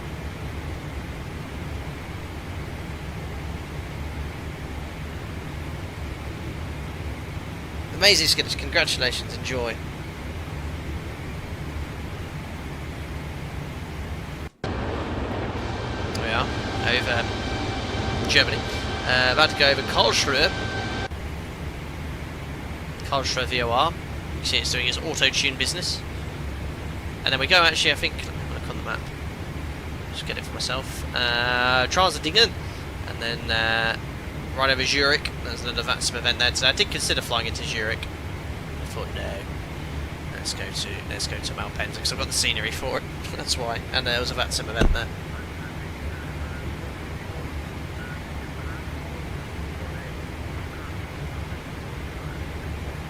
Craig, the hot water's heated in the same boiler that makes the chemtrails. Shh. Shh. Don't tell anyone. No. Oh dear. Whose horse is that? Oh no, that was my whose horse is that emoji. Don't say that. Oh dear.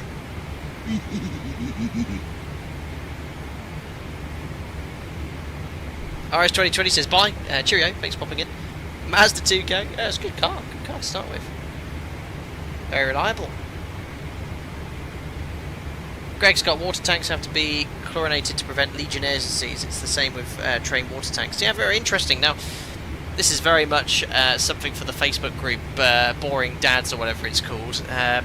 We live quite remotely, and we don't have a traditional boiler. We have air source heat pump. So we have an air source heat pump which generates the hot water for the house, and it's stored in a boiler and it's distributed by underfloor heating, which is very efficient and keeps the house very warm in the winter. It takes a long time to get hot, but the temperature of the boiler, the temperature of the water in the water storage tank is a lot lower than it would be for a conventional combi boiler, which obviously doesn't store water, makes it on demand. If you would have a hot water tank, it's a lot cooler. So our system every week heats up the temperature of the hot water tank to, I think it's 65 degrees to kill off any Legionnaires. Otherwise, I think it sits in the tank at around 39, 40, or maybe 45, I don't know. But yeah, it balls it off once a week to kill off Legionnaires. But it's quite a complex system. We've got this room with all these pipes that sorts it all out. But we don't have any radiators downstairs. So it all comes from the underfloor heating and the air source heat pump.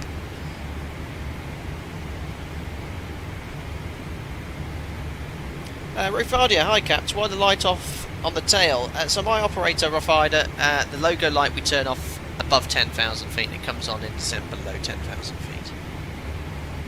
All the gear and idea, gonna have to leave again in a bit. Stupid job, maybe I should quit so I can watch some streams. Don't quit your job to watch my streams.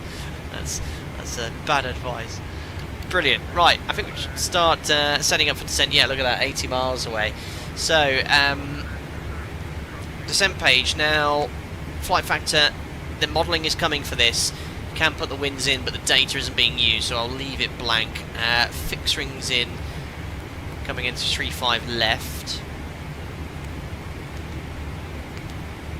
10 miles, lovely day down there, so we'll configure.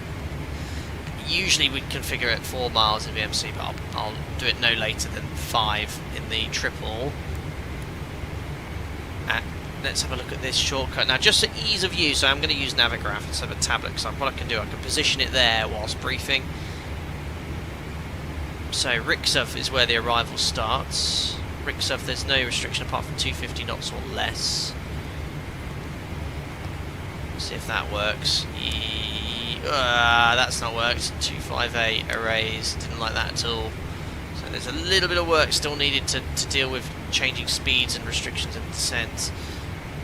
Let's see if the other restrictions are in. So they're in at least. The F gear max 230, 110 to 90, and then we're going to maintain that speed all the way down. Let's go to plan. So what we're going to do is plan for potential shortcuts from Mike Charlie 768 to Foxtrot India 13 Lima Zulu. I'm going to do a tutorial on this very soon because a lot of people have asked about this.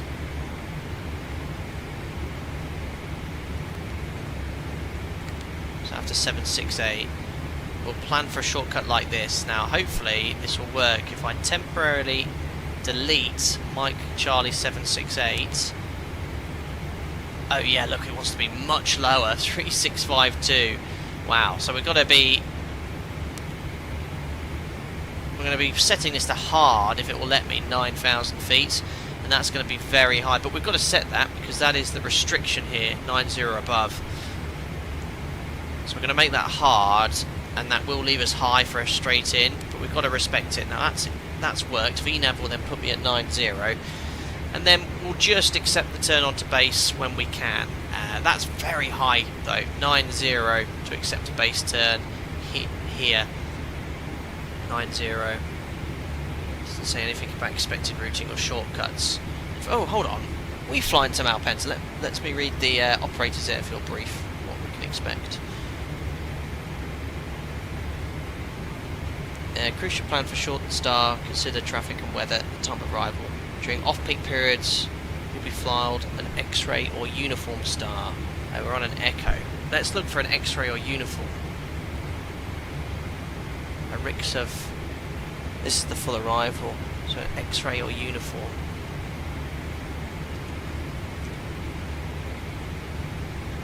This is the great thing about company documents. You can see other charts.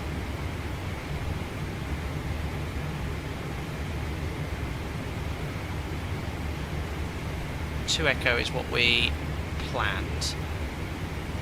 Or 3 Echo.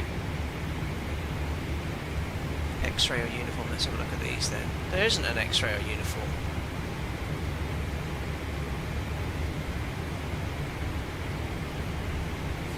Let me just have a look at the others. Oh, that one's a little better. Oh, which way are they going to send me?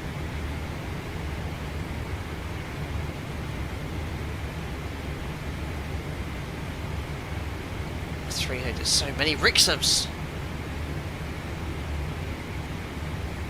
There for 1-7, so we don't want that. It will be 3.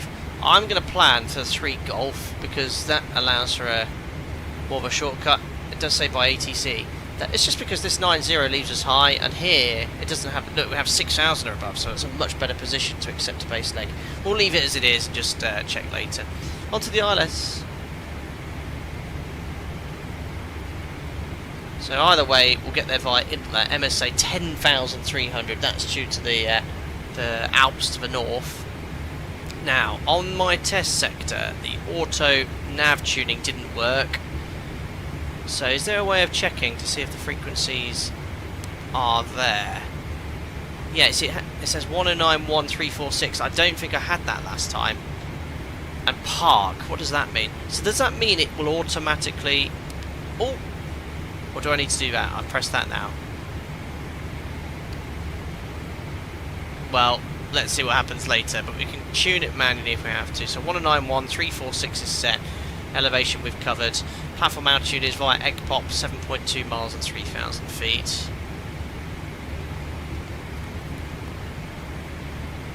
That's Foxtrot India 3 Lima Zulu. That's the final approach fix on the descent point. 3 degree ILS, that's not coded. We'll plan for the Cat 1 ILS. So it's 896 on the minimums, 200 feet AGL, RVR's 550 meters. So 896.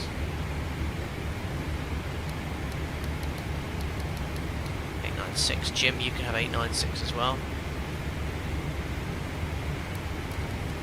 Oh, I think that might have been a sim update on the QNH.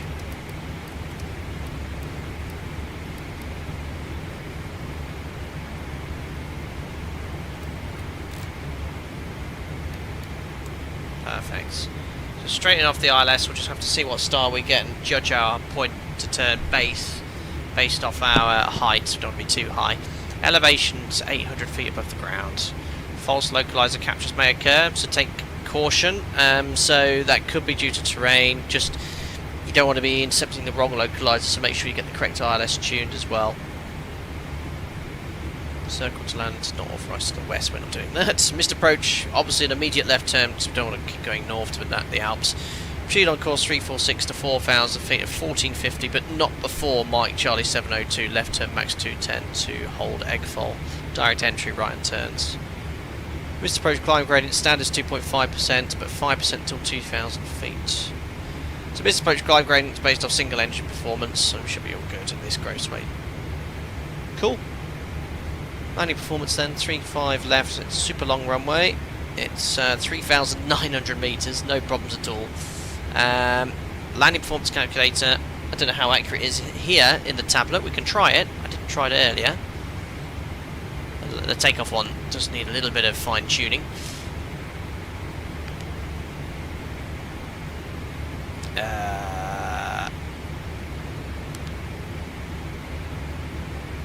Now I'm gotta find my way around this tablet again. Under utilities. Nope. Performance. Show landing. Right. Let's give it a go. Lima, India, Mike, Charlie. Search Malpensa. Runway 35 left. Dry. Let's grab the METAR guys for the weather.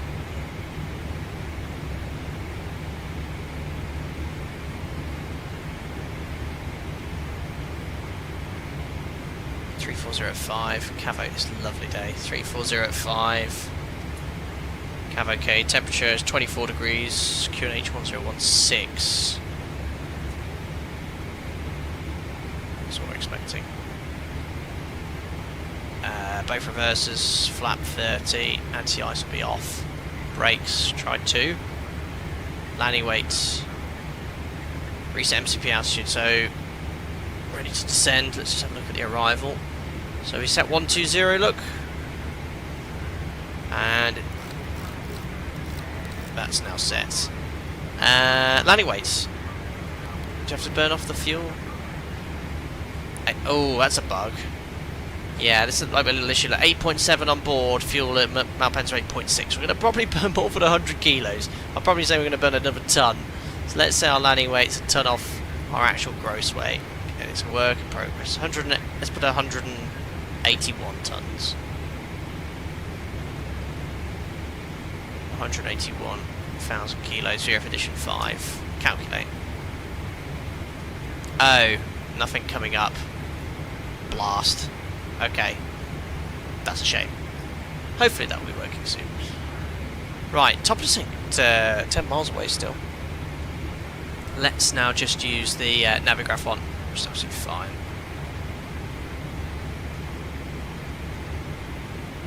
So, sim brief, my flight plan.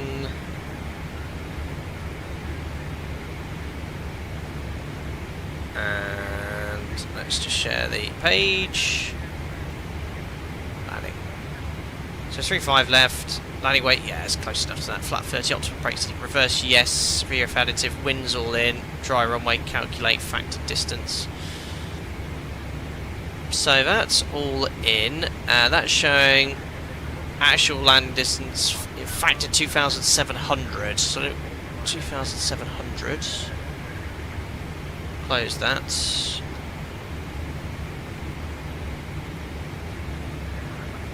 So that's way beyond what we can actually stop at. We'll plan to vacate Lima. If not, we've got a Delta Alpha Echo Whiskey, and that was with what order brake setting was that? Order brake 1. Wow. Okay. There we are. Vacate to the left. Taxi on stand. And there's top of descent. So VNAV path. So VNAV path in descent is working. It's going to pitch down to follow that path. And the real aircraft, I've seen this in the PMDG and FlightFactor, in the Zebo. Sometimes it passes top of descent, and the real aircraft is pretty consistent, stays on path with the initial descent and goes down. What's going on, Unicom? I think just people chat away. There we are, top of descent, down we go.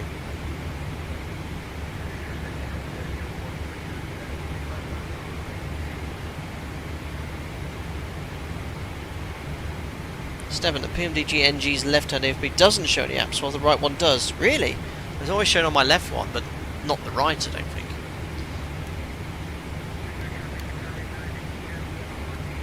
Down we go. This is the Alps here, which is why there's no airports. We're going to be very aware of the terrain. Actually, what's the grid more on this sector? So we always want to be aware, which I should be, of the grid more. 12,900 feet. So if you're on your route, as long as you don't descend below 12,900, you'll be clear of terrain. So if we have a rapid depressurization or any issue, we'll descend to 13,000 feet.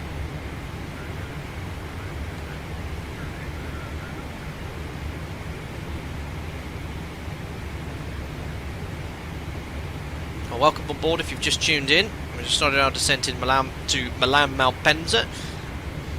300 Dutch passengers going to Milan. It's not part of the skiing season just yet.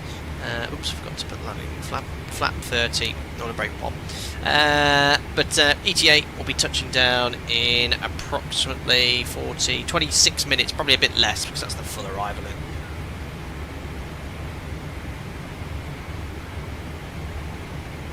Bath said, what's the grid more? Oh daddy, very PIC panic. I drop it down, brilliant. Boxes don't scream, that is true.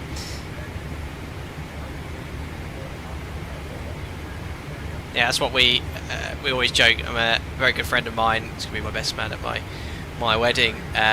He's an ex-colleague. He used to fly. We changed operator. He still flies the NG. And one of our other best friends, he went to fly for a yellow cargo airline. And we always take the mick when we say him. We always say you're going to be flying around rubber dog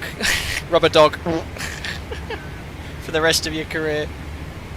Bad timing of my fart emoji there. Fart soundboard. FDM, good evening. Hello there.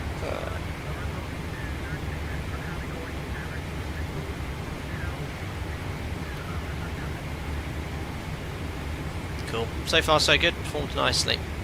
Just should have had that set to standard though. There we are.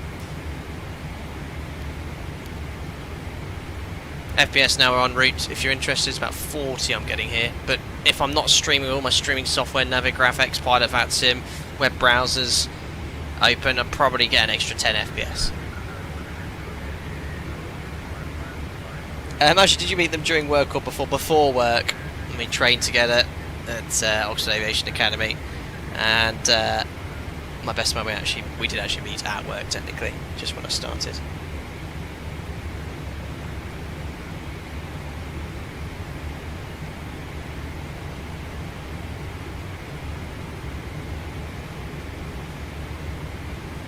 But yeah, look, VNAV, path.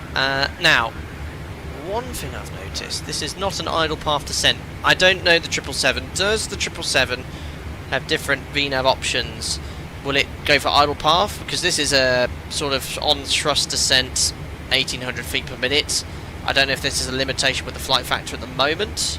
What happens if I close the speed window? It's commanding a target descent speed of 250 knots. Okay.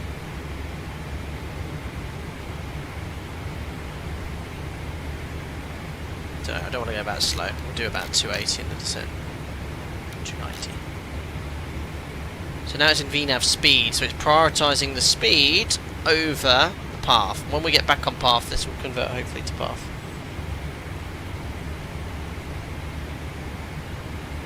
Need a bit of speed brake, so be it.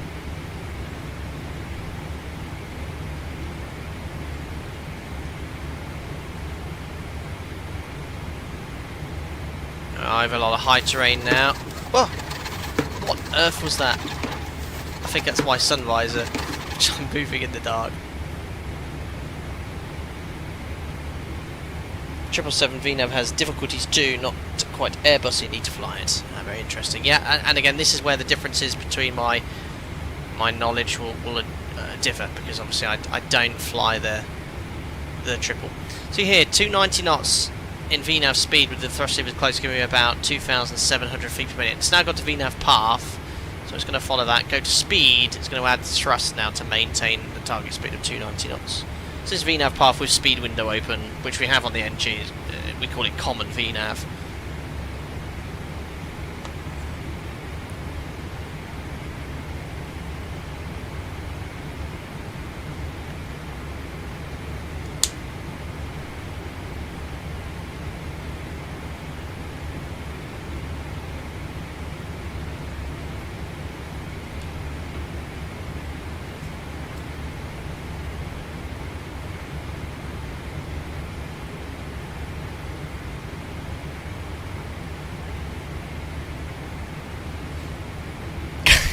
List of it. How does common VNAV compare to Lord VNAV? Unbelievable. No words. Pangolin, the joys of mountains. What? Engine thrust. I think that might have been a bit of. Yeah, I can see. You can see the sort of silhouette of my thrust levers. I think it was just a bit of noise there. I don't like seeing thrust limit on both engines. And I must. Ooh. So we've just passed a waypoint. VNAV's just updated to putting us 700 feet high. Interesting. I was doing a bit of a dive now to catch that. So again, we have a different logic with our VNAV in the NG. We go to VNAV speed if you'd end up high like this now. You're moving the go-go levers. Yeah, we've only scratched the surface here. The simulation of this is just bonkers. We haven't even looked at the failures yet, and the amount of failures that's modelled. I mean, circuit. What can I push here that's not going to cause let me just pull the weather radar. That weather radar circuit breaker pulled. Oh, they've not. Why have they done the one I've not modelled? Where's that circuit breaker I pulled? Never play with circuit breakers in flight, by the way. CDU left near. We're not pulling that. Ignition, radio altimeter center. Well, they all can be pulled. But certainly, some of these do work. Is there any others? So that's the observers panel. Oh, there's my coffee.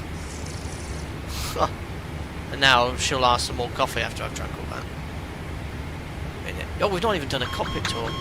But before I leave, yeah, again, it's just it's just because the water trouble's moving the thrust. Uh-oh. I can't open the door. I'm locked in with Jim. Oh, the cabin lighting's all off. You shall sleep in the back.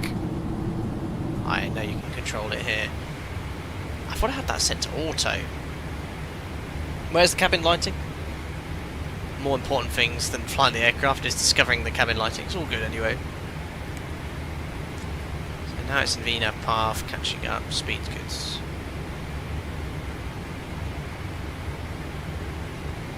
HKK, how do I turn on the lights? That's a big question.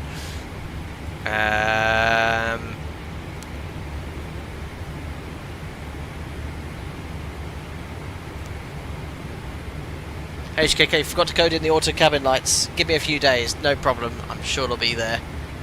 But I'm sure you can turn it on manually. You pulled the CP, probably.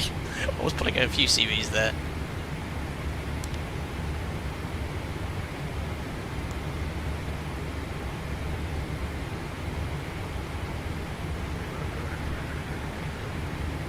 Airplane cabin controls.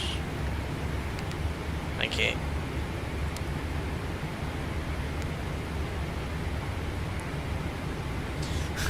Hello everyone, wakey wakey, we're descending into Milan. Ah, my eyes. Oh dear, I can't. Oh, I'm lost now. Ah, that'll be fine, we don't need to worry about that. There we go, it's a nice cabin. With the FlightFactor Sim logo, leather interior.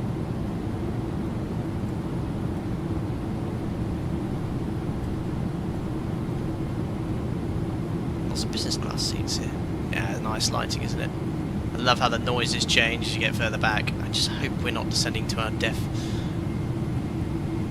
Obviously, pitch black here at night. And then economy at the back. It's the layout 343. Oh, there's a click spot there. Superb. I can't see the cabin lighting. As everyone's blinds must be shut. Ooh!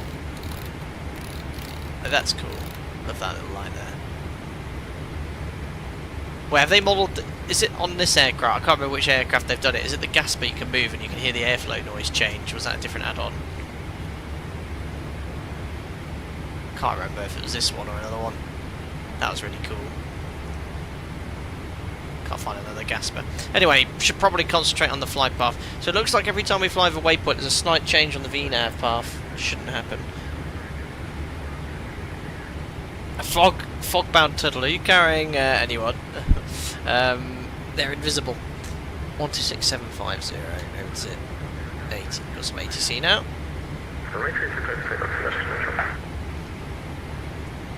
Malpensa approach. Chaz. Alpaca 77 Foxtrot. Sending flight level 120 inbound to Rixov.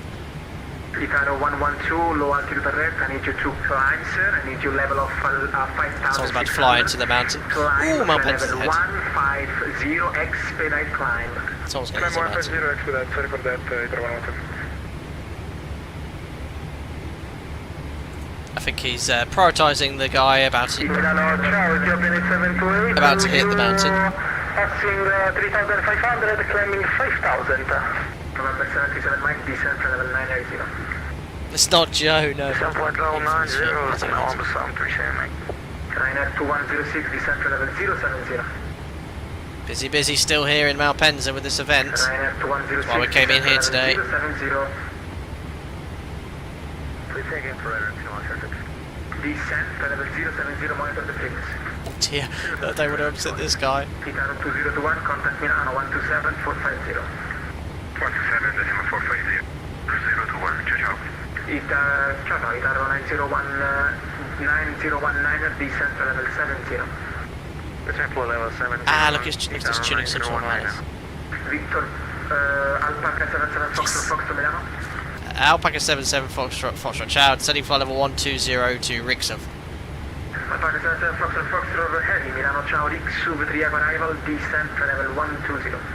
Rixov 3 Echo, descent flight level 120, Alpaca 77 Foxtrot. 120. Milano, ciao, Ethiopian 728, with you level 50. So I'm going to listen out on this frequency, super busy. And it's what we briefed the Rixov 3 Echo. Now we're going to find out how to find the charts. Perfect.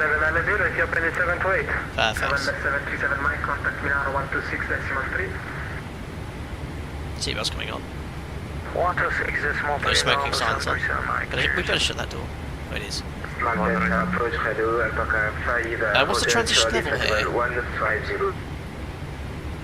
Uniform grid work for Alpaca 5 Hotel Charlie Milano direct, ciao. Just missed off the ATIS. Direct Rixov, Alpaca 5 Hotel Charlie. Milano, ciao, deal mode 755, descending bus 182 information. Right, ATIS.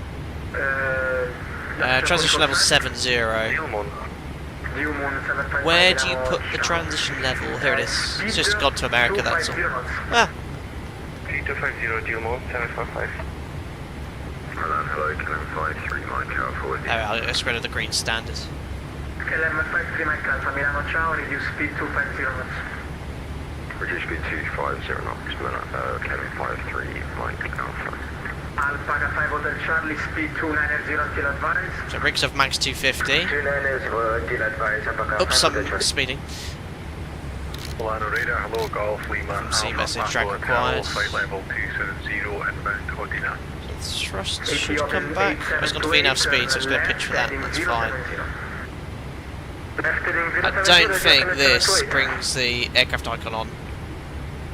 Alpaca 7 Foxtrot, descent 6,000 kh 1016. So altitude 6,000 feet, QNH 1016, Alpaca 77 Foxtrot. So 6,000 feet, QNH 1016. Say again, Alpaca 5 Rixov 3 Echo arrival. 1016, passing 13,300 for 6,000 feet, and stand by until a second. Getting a bit high here, especially if we're going to get a shortcut. So speed brake's coming out, 250 knots. Oh, that's effective.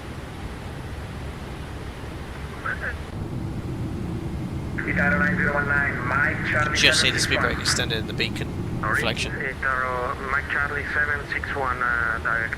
Pangolin, oops, that was Malta to Istanbul. What happened on that flight, Pangolin? I can't remember. What was the oops on that one? Oops.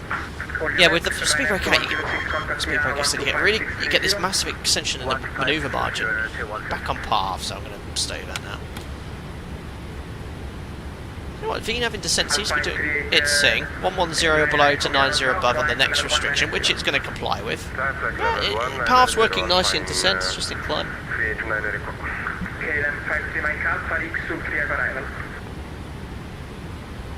Sorry, could you repeat? Rig sub 3. Sorry, Rig C3 Echo, Kevin Flight 3E. It's funny. Ethiopian 8728, climb for level 1. I think this guy is controlling all of approach.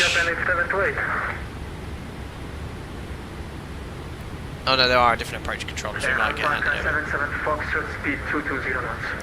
Should speed 220 knots, Southpack is 77 Foxtrot. Picaro 901. Just come back to VNAV speeds. On our NGs it would stay in path in this situation, but I'm actually going to go flight level change. Prioritise the speed now. Stop descent flight level 70, Alpaca 77 Foxtrot. So standard set again. It's traffic, no doubt. So standard set 3 times. Now we'll do the post-cruise check, so lights and fuel, we've got 7.5, I think our total is 6.1, so we've plenty of extra fuel. Just took flight plan fuel today. Lights are set, belts on, and recall. There we are, checks complete. Oops, did I? Oh, I accidentally reset this checklist. There we are. Checked. Notes. Checked. Did this, didn't I? Yeah, I've done this already. Landing data. There we are, approach checklist are holding on.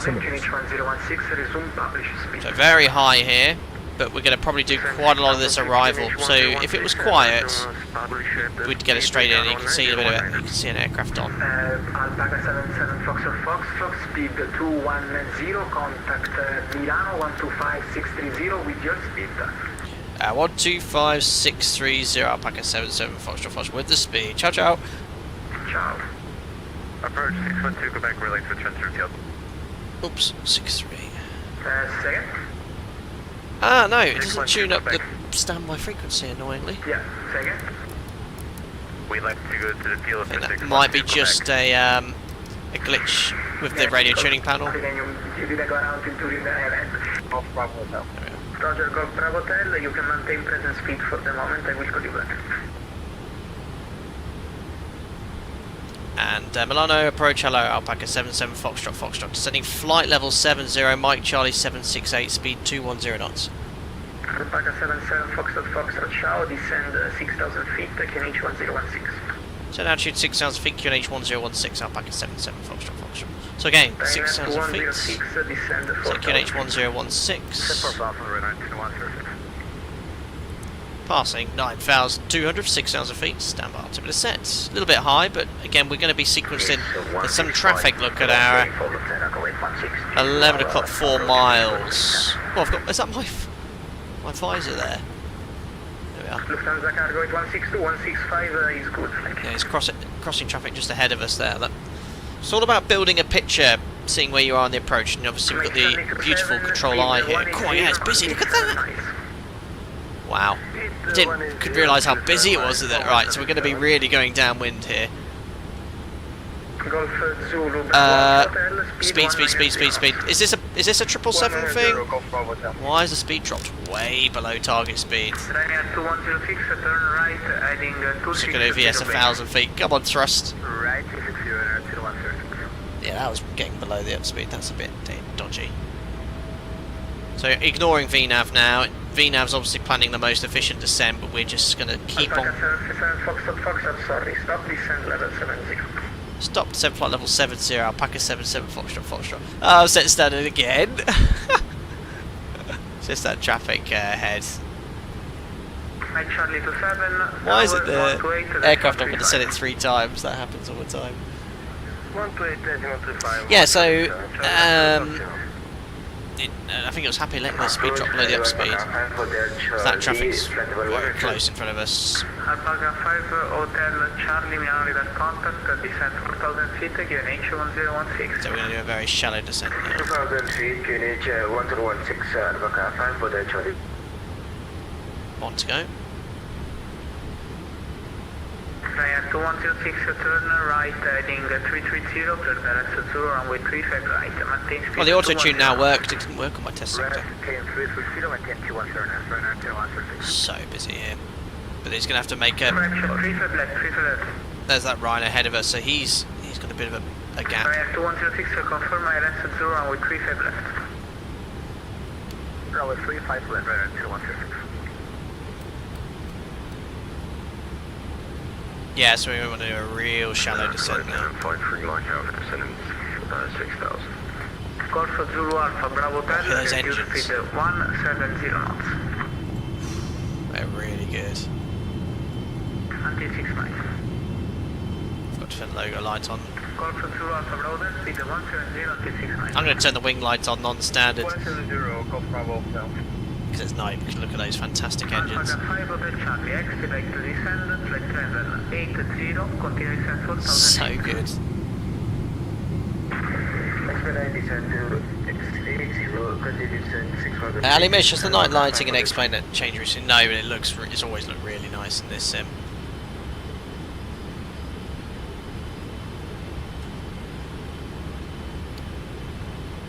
Good, so I think that aircraft ahead is doing around the same speed. It's about 4 miles ahead. Oh dear, is an alpaca lost? Where is that alpaca? Oh dear. He's having a nightmare. Welcome, Soconuts. I've literally been searching for vids of the release V2 for the last hour or so, and your stream has only just come up. Thanks.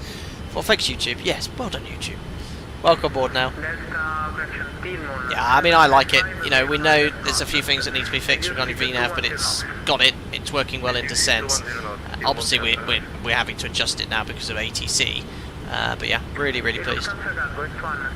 Holding our altimeters, we still need to set the QNH. Yeah, I reckon they need Alpaca 001. We need a bit more of a gap here.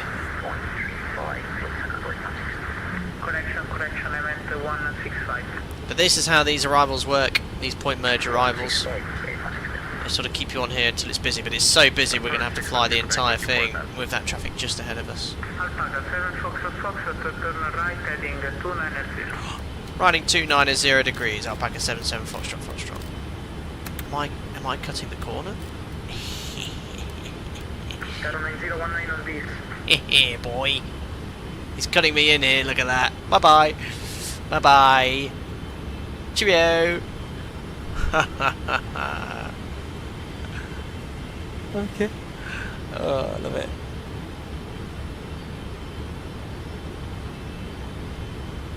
Ryanair 2106, speed 190 knots. Great ATC, shortcut. KLM Mike Alpha 4,000 feet. 4,000 feet, 53 Mike Alpha. Oh, I heard it Alpaca seatbelts in. 77 Foxtrot, descend 4,000 feet, QNH 1016. So now altitude 4,000 feet, QNH 1016, Alpaca 77 Foxtrot. So 4,000 feet, just a very shallow descent. We're 30 miles out. So now we've set QNH for the third time, 1016. 1016. 1016. Passing 7,000, 4,000 feet. Stab altimeter set, and we've got the localizer glide step alive. Well, not alive, but picked up. Just update the FMC. taken H1016. Fantastic. Down to 7 tons of fuel. We're swinging burns. Alpaca 77 Foxtrot, speed 180 knots. Speed 180 knots, Alpaca 77 Foxtrot. So flat 1. KLM 53 Mike Alpha, turn right, heading 330. Roger 30, KLM 53 Mike Alpha. And the KLM 53 Mike Alpha, 35 descent. 20 miles out, time to level at 2,500. Drag it like in your sim assessment. No CDAs in a sim check. I'm about to go through the localizer, so I just want to check if he wanted me to clear, because he hasn't cleared us. Right 340, ITAR 019. Alpaca 77 Foxtrot, did you want us to intercept the localizer? We're just flown through it. We give you a vector shortly, Alpaca 77 Foxtrot. Roger, maintaining heading, Alpaca 77 Foxtrot. Perfect, he knows what he's doing, leave him, he's in charge. Alpha Bravo 10, contact tower 128 350 by. He wants 180 knots or less, we're going to have to go flat 5 actually, or 180. Golf Zulu Alpha Bravo 10, tower 128 350 by. Sounds on this are amazing. Alpaca 77 Foxtrot, turn right, heading at 040, and clear the ILS Zulu runway 35 left. Right, 040 degrees on the heading, cleared ILS Zulu 35 left, Alpaca 77 Foxtrot. Bit of a sharp intercept, but we'll take it. He's doing a great job. There's a significant amount of traffic, so this has just increased the space between us and the KLM, I think. So someone did cut in, but we got ahead of the TY, whoever it was. But he's doing a good job. There's the airport. Dual Moon 755, platform 360 to the left. 360 to the left, Dual Moon 755. Okay, correct sensing, arming Vorlock. Alpaca 66 Tango, platform 360 to the left. Someone orbiting. What's Vorlock? There it is, lock. Swiss 612 Quebec, turn left, heading 150 downwind. Okay, Steve, FlightFactor 777 bringing focus to explain for sure. Very interested to see how it compares to the PMDG. I feel it's more involved. This is a more complete, there's more going on here, especially with the liaising with the cabin crew, ground crew, and I think the modelling of the emergencies. 1,000 failures, isn't it? And circuit breakers? Probably more complete product. And obviously PMDG box off flight sim, a more better looking sim. But the handling of the aircraft here is really nice. Localizer alive, localizer capture. Complete. Runway heading 346 set. 170 knots. 170 knots, Alpaca 77 Foxtrot.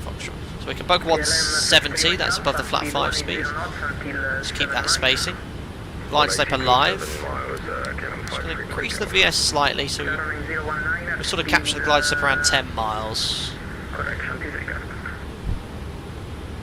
Just missed that call, thanks guys. 612 Quebec, turn left, heading 080, descend 3,000 feet. So just want to check the reserves. Reserves was 6.2, was 6.9, but we can commit to Malpensa. 6,000 feet. 6,000 feet, deal 755, Is that guy going on to 35 left? Yeah. Look at the space in here. Alpaca 77 Foxtrot, the speed 170 knots until 6 miles. 170 knots till 6 miles, Alpaca 77 Foxtrot. I've gone flat 15. See the pitch change with the flap? Sort of ballooning there. Swiss 612 Quebec, turn left heading 020. Alpaca 5 Hotel Charlie, speed 170 knots. How's that traffic on TCAS? 170 Alpaca 5 Hotel Charlie.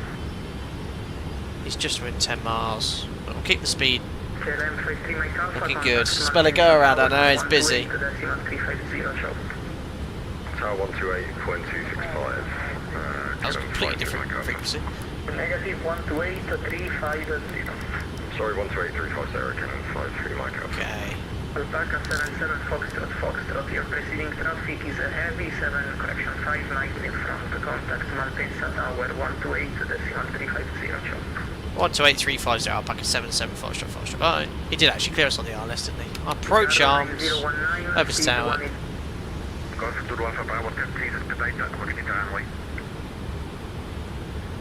So there's a heavy ahead, he's going to configure early. Look at that, he's got how many aircraft on final? 1, 2, 3, and we'll help out ATC and take the first exit. So approaching glide slope capture. Malpensa, Tower Chow, Alpaca 77 Foxtrot, Foxtrot. Just coming established, ILS Zulu 35 left, 170 knots till 6 miles. Golf Zulu Alpha Bravo Hotel, give way to...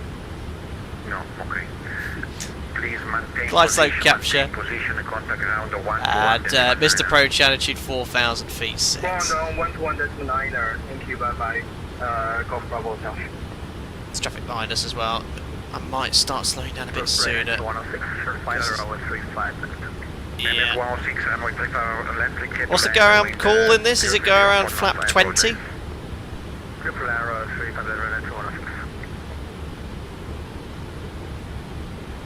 Aviation guys ahead, he'll try to configure late. Good man.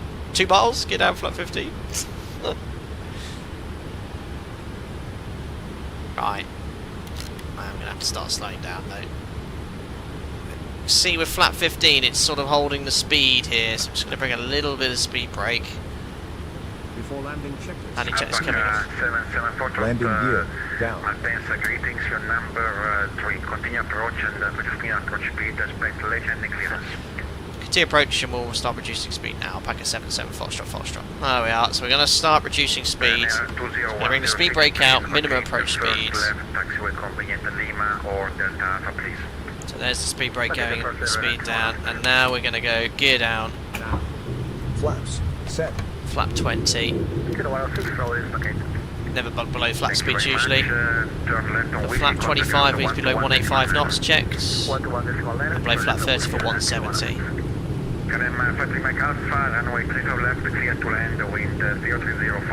Good, so we're going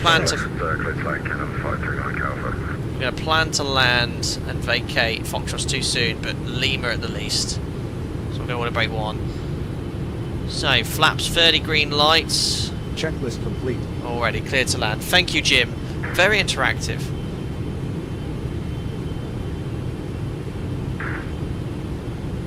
Sounds superb.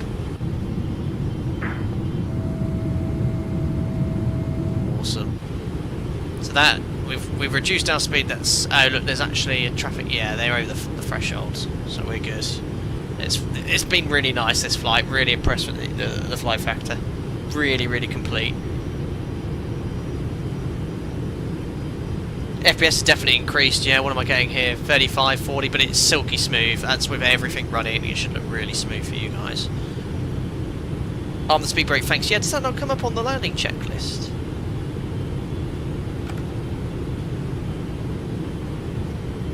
Oh, it's lovely evening. Oh, this is the sort of night where you absolutely smash it down. It's completely calm. So just waiting for landing clearance.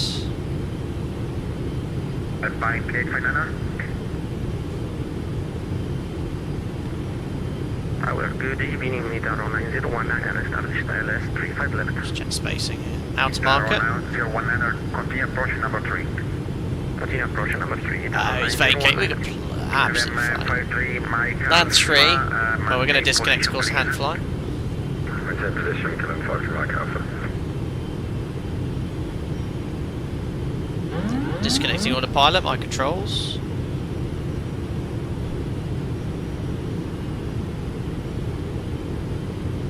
Tower 612, good with you once again, 035 left. Someone's been around there. 77 Foxtrot, runway 35 left, clear to land. 1,000. With 0304 knots. 35 left, clear to land. Alpaca 77 Foxtrot, Foxtrot. Checked. Oh, it's nice having this auto throttle in. It's so calm and so nice. I'm just making small changes to fly onto the flight directors. It's perfect landing conditions. Literally perfect. Cav OK, calm winds. Put your guesses in chat. The butter calculator is armed. The night lighting in this sim is so good. This is the Aerosoft scenery as well. 500 continue. 500.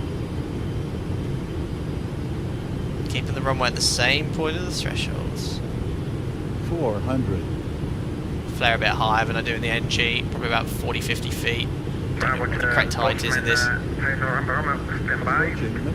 Checked. Mike Alpha, continue taxi Papa, to your choice. Oh, I missed the minimum score. Continue. Keep ascending. 100. Checked. Tower, 20. 10. All firm, but on the aiming point. Right, speed brakes up. Acceptable. See what I mean? Landing at night. Oh, that's what happens. Honestly, it's just like a normal landing. Just catches you off guard. You think you're doing really nicely, and then oh, ground's here. 80, 60, cancel reverse.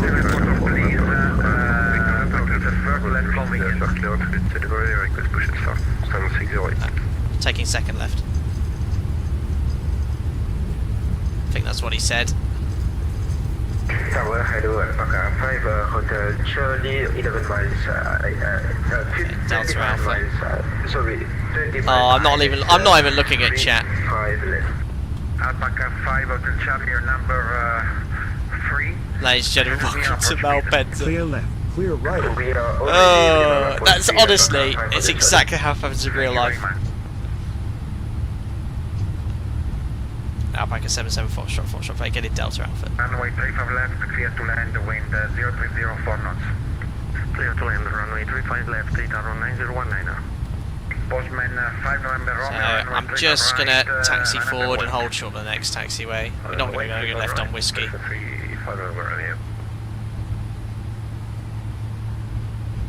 Alpaca 77 Foxtrot 5, get it Delta Alpha. She's leaning on one side. Unbelievable bar fight. Continue taxi on Papa and stand 405, please. Follow the KLM 777. Papa 405, thanks for the great work. Alpaca 77 Foxtrot. Ciao. Ciao. Perfect. So we're going to go here. Oh, go cam still on. Papa stand 405, which I wrote down here. So it's just a slight left on Yankee. Awesome add-on, guys. What do you think? Yeah. So I cannot stress how realistic that is. Last time I flew, which is about, I've flown a lot recently, but last time I landed like that was about a month and a half ago. Perfect conditions in my home base, calm winds, clear sky. I came down exactly like I just did, and then all of a sudden the runway arrived, and I was like, oh, we've arrived. Clear right. And the FO gave me a lot of banter. Oh dear, that was so. I cannot stress how realistic that was. Right, stand 405. I think it's a bit outdated, this scenery. It says 495 but 405 here. What does it say here? 406, 40. Yeah, it's definitely right here. I think. Oh, I'm getting lost already. I'm going to park here. Yeah, that's 405 in the scenery. Better do some taxi and float. Super short taxi. Clear left, clear right. Controller did a really good job because it was super busy. Right, that is 405. Look, just to show you, it's probably slightly outdated. Probably on the wrong angle. Yeah, we're gonna go with this one. Yeah, no problem. Oh dear. Yeah, that's probably not right. It's a bit outdated. It's an expert level scenery. No air bridge to attach. Right, that'll do. Oh, I can move my chair. That's quite cool. Clunk. Right, let's do a bit of a taxi in flow then, because Jim should have done this. So speed brake's still out. Look, so that could be stowed. Flaps up. Transponder to out off. APU's up and running already, I think. So APU generator on. We have APU running, so we can at least shut the engines down. There we are. Save a bit of fuel for Alpaca Airways. Seatbelt signs to off. Oh, that was an awesome flight. Turn off taxi strobes. There we go. Turn off weather rate. Yes. There we are. Oh, number 4. I got in there. I was quite lucky, really. Oh, it works really well. Beacon off. Yeah. See how we logged on the flight logger. Amazing. What do you guys think then of the beta? Okay, publicly released, not yet sort of out of beta, but we saw its little quirks with VNAV. but it works quite well. On descent, I didn't get the ILS on my test sector to work properly. It was some guy screwed up. But the VNAV worked well, but obviously we had ATC to cater for us today. But it was super realistic. With the ATC today, and all the modes work really well. Tom H. Cats, thank you very much for your continued support as a member, buddy. Hope you're doing well. Thank you very much for popping in. Megabyte Gamer said amazing. Yeah, I'm really pleased with how it works. Very nice. Machine Man Cup to Canada with a butter. He's a very good butter. But yes, I absolutely smash that down. RR7 games. Well, anyone who wasn't awake before, definitely now. Yeah, let's have a look a little bit of this banter. Omega, what's the keybind for autopilot disengage? I use a button on my control column on my yoke for that. That's why wind, calm, cavoke are the worst conditions to land. Absolutely, Fox, and you would know, having been here before, knowing your experience. Firm landing for quicker vacation. Yeah, that's fish bib. That was all I was thinking about. Absolutely. Passengers definitely awake. Well done. That was terrible. Unbelievable. Bonk, kaplonk, baboonk. No butter emojis in chat from the members. Unbelievable. I'm not looking at it anymore. Oh dear.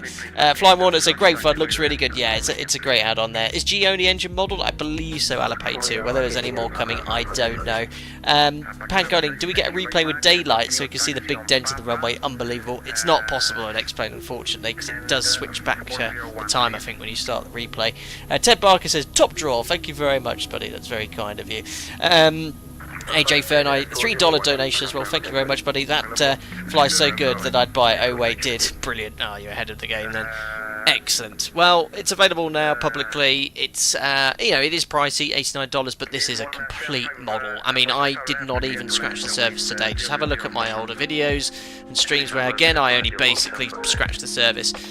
But look at some of the previews. Join the FlightFactor Discord to find out more information about the add-on as well. I'm super pleased with it. Right, we'll just log off of VATSIM. I do miss the GSX and the offloading of passengers. I love that. I love all those features, and I'm not even affiliated with that. I bought it myself. Yeah, the night flying in this sim, I mean, does it hide the default textures? I suppose, but yeah, it's the lighting is very nice. But we'll jump into the Zebo mod soon, because that's been updated, and see what's what. We'll do a day flight with some Orpho. Right then, so I'll turn that off. I've logged off of VATSIM. Fantastic ATC provided throughout the sector, especially to VATSIM Italy for their Ciao Tuesday weekly event in Milan, which they do every week. Come and fly into this airport. You can see how busy it is, but there's some other airports to fly into as well. Relaxing Disney, very beautiful. Thank you for the wonderful stream. I'm so happy to finally see you live. Thank you very much for popping in, Relaxing Disney, and welcome as a member. Andrew Barnett, I'm off to see the chiropractor. Yeah, anymore. Just keep them coming. I'm used to it. I'm gonna. Oh, soon. Oh, yeah. I've been waiting on street to do that. Oh dear. Thanks, AJ Fernite. Finally pinged through. Unbelievable. This flies so good that I'd buy it. Oh wait, did. Unbelievable. Edo, great stream, thank you indeed. I think, did I hear you on VATSIM, Edo? Or was it just other Italian stallions? I'm not sure. Unbelievable. Yeah, thanks again, AJ Fernite, brilliant. 80 was top draw, absolutely, Ralph. Right then, that's it then. Okay. Fingers crossed for the replay. Hopefully you won't see too much detail. It was an adequate landing. Oh wait, hold on. We haven't seen the score on USky yet.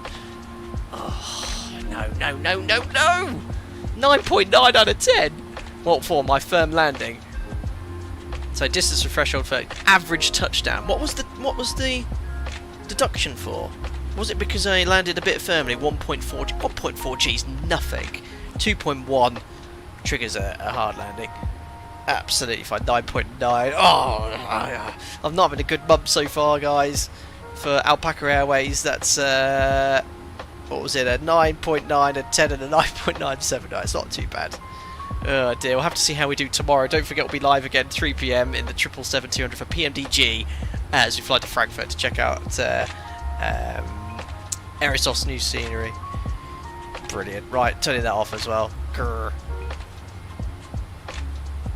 Okie dokie, let's turn that down and cue the replay.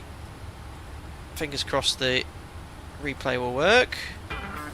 Now, I know what to do is you click. If you drag it, it crashes. Click. Yeah, see, look. Ooh, Caution, taxiway. Caution, taxiway. I think Grass wasn't too happy with me spawning in there. Bravissimo. Lovely, it was so calm. And the call-outs are all good, and you just do a little check in these calm conditions, and you're like, here comes the butter, boom! Oh, there's the runway. Yeah, the landing physics in this sim are very, very nice indeed. 400. Look at the lighting here. How smart does that look? Really good. Right, let's have a look then. 100. 50, 40, 30, 20, 10. Timing was off. Yeah. Okay. Let's see if we can see here. They've changed the reverser sounds now as well. They're a little bit better than they were before. Yeah, the sounds are superb. We're not going to see very clearly the landing because I don't think the lights work on the replay. Is that because they're off?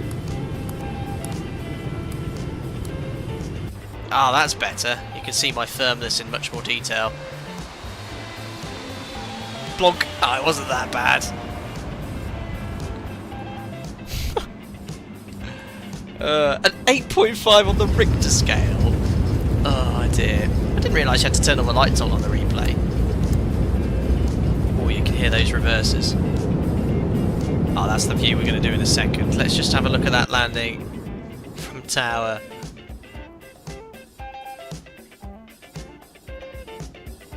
Yeah, it was just not enough check. Just a little beep, boom. Before I checked, it had already landed.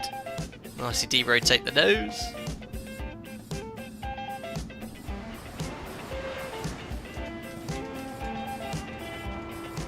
Right, one more.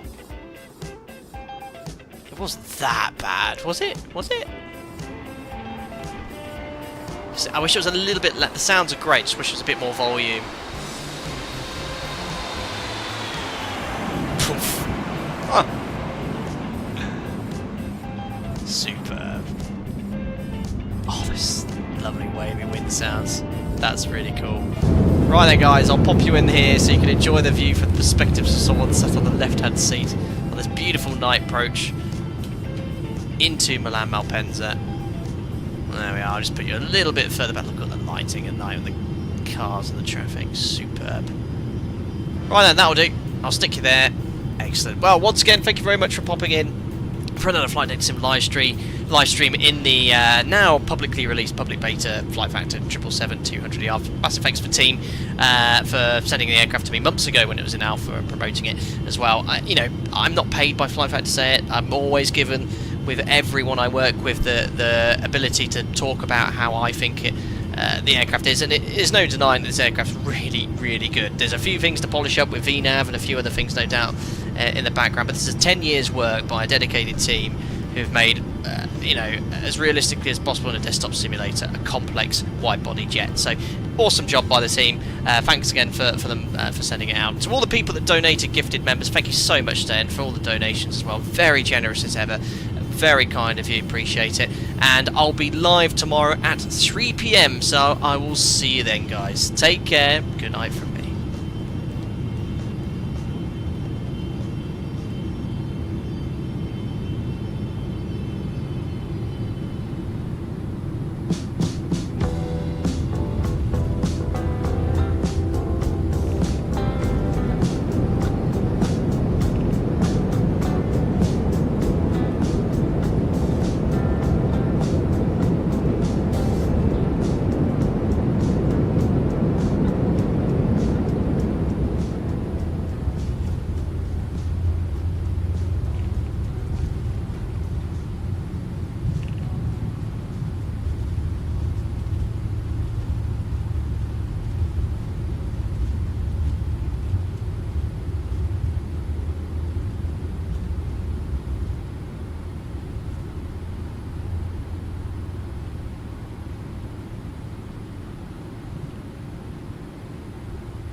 Clear left. Clear right.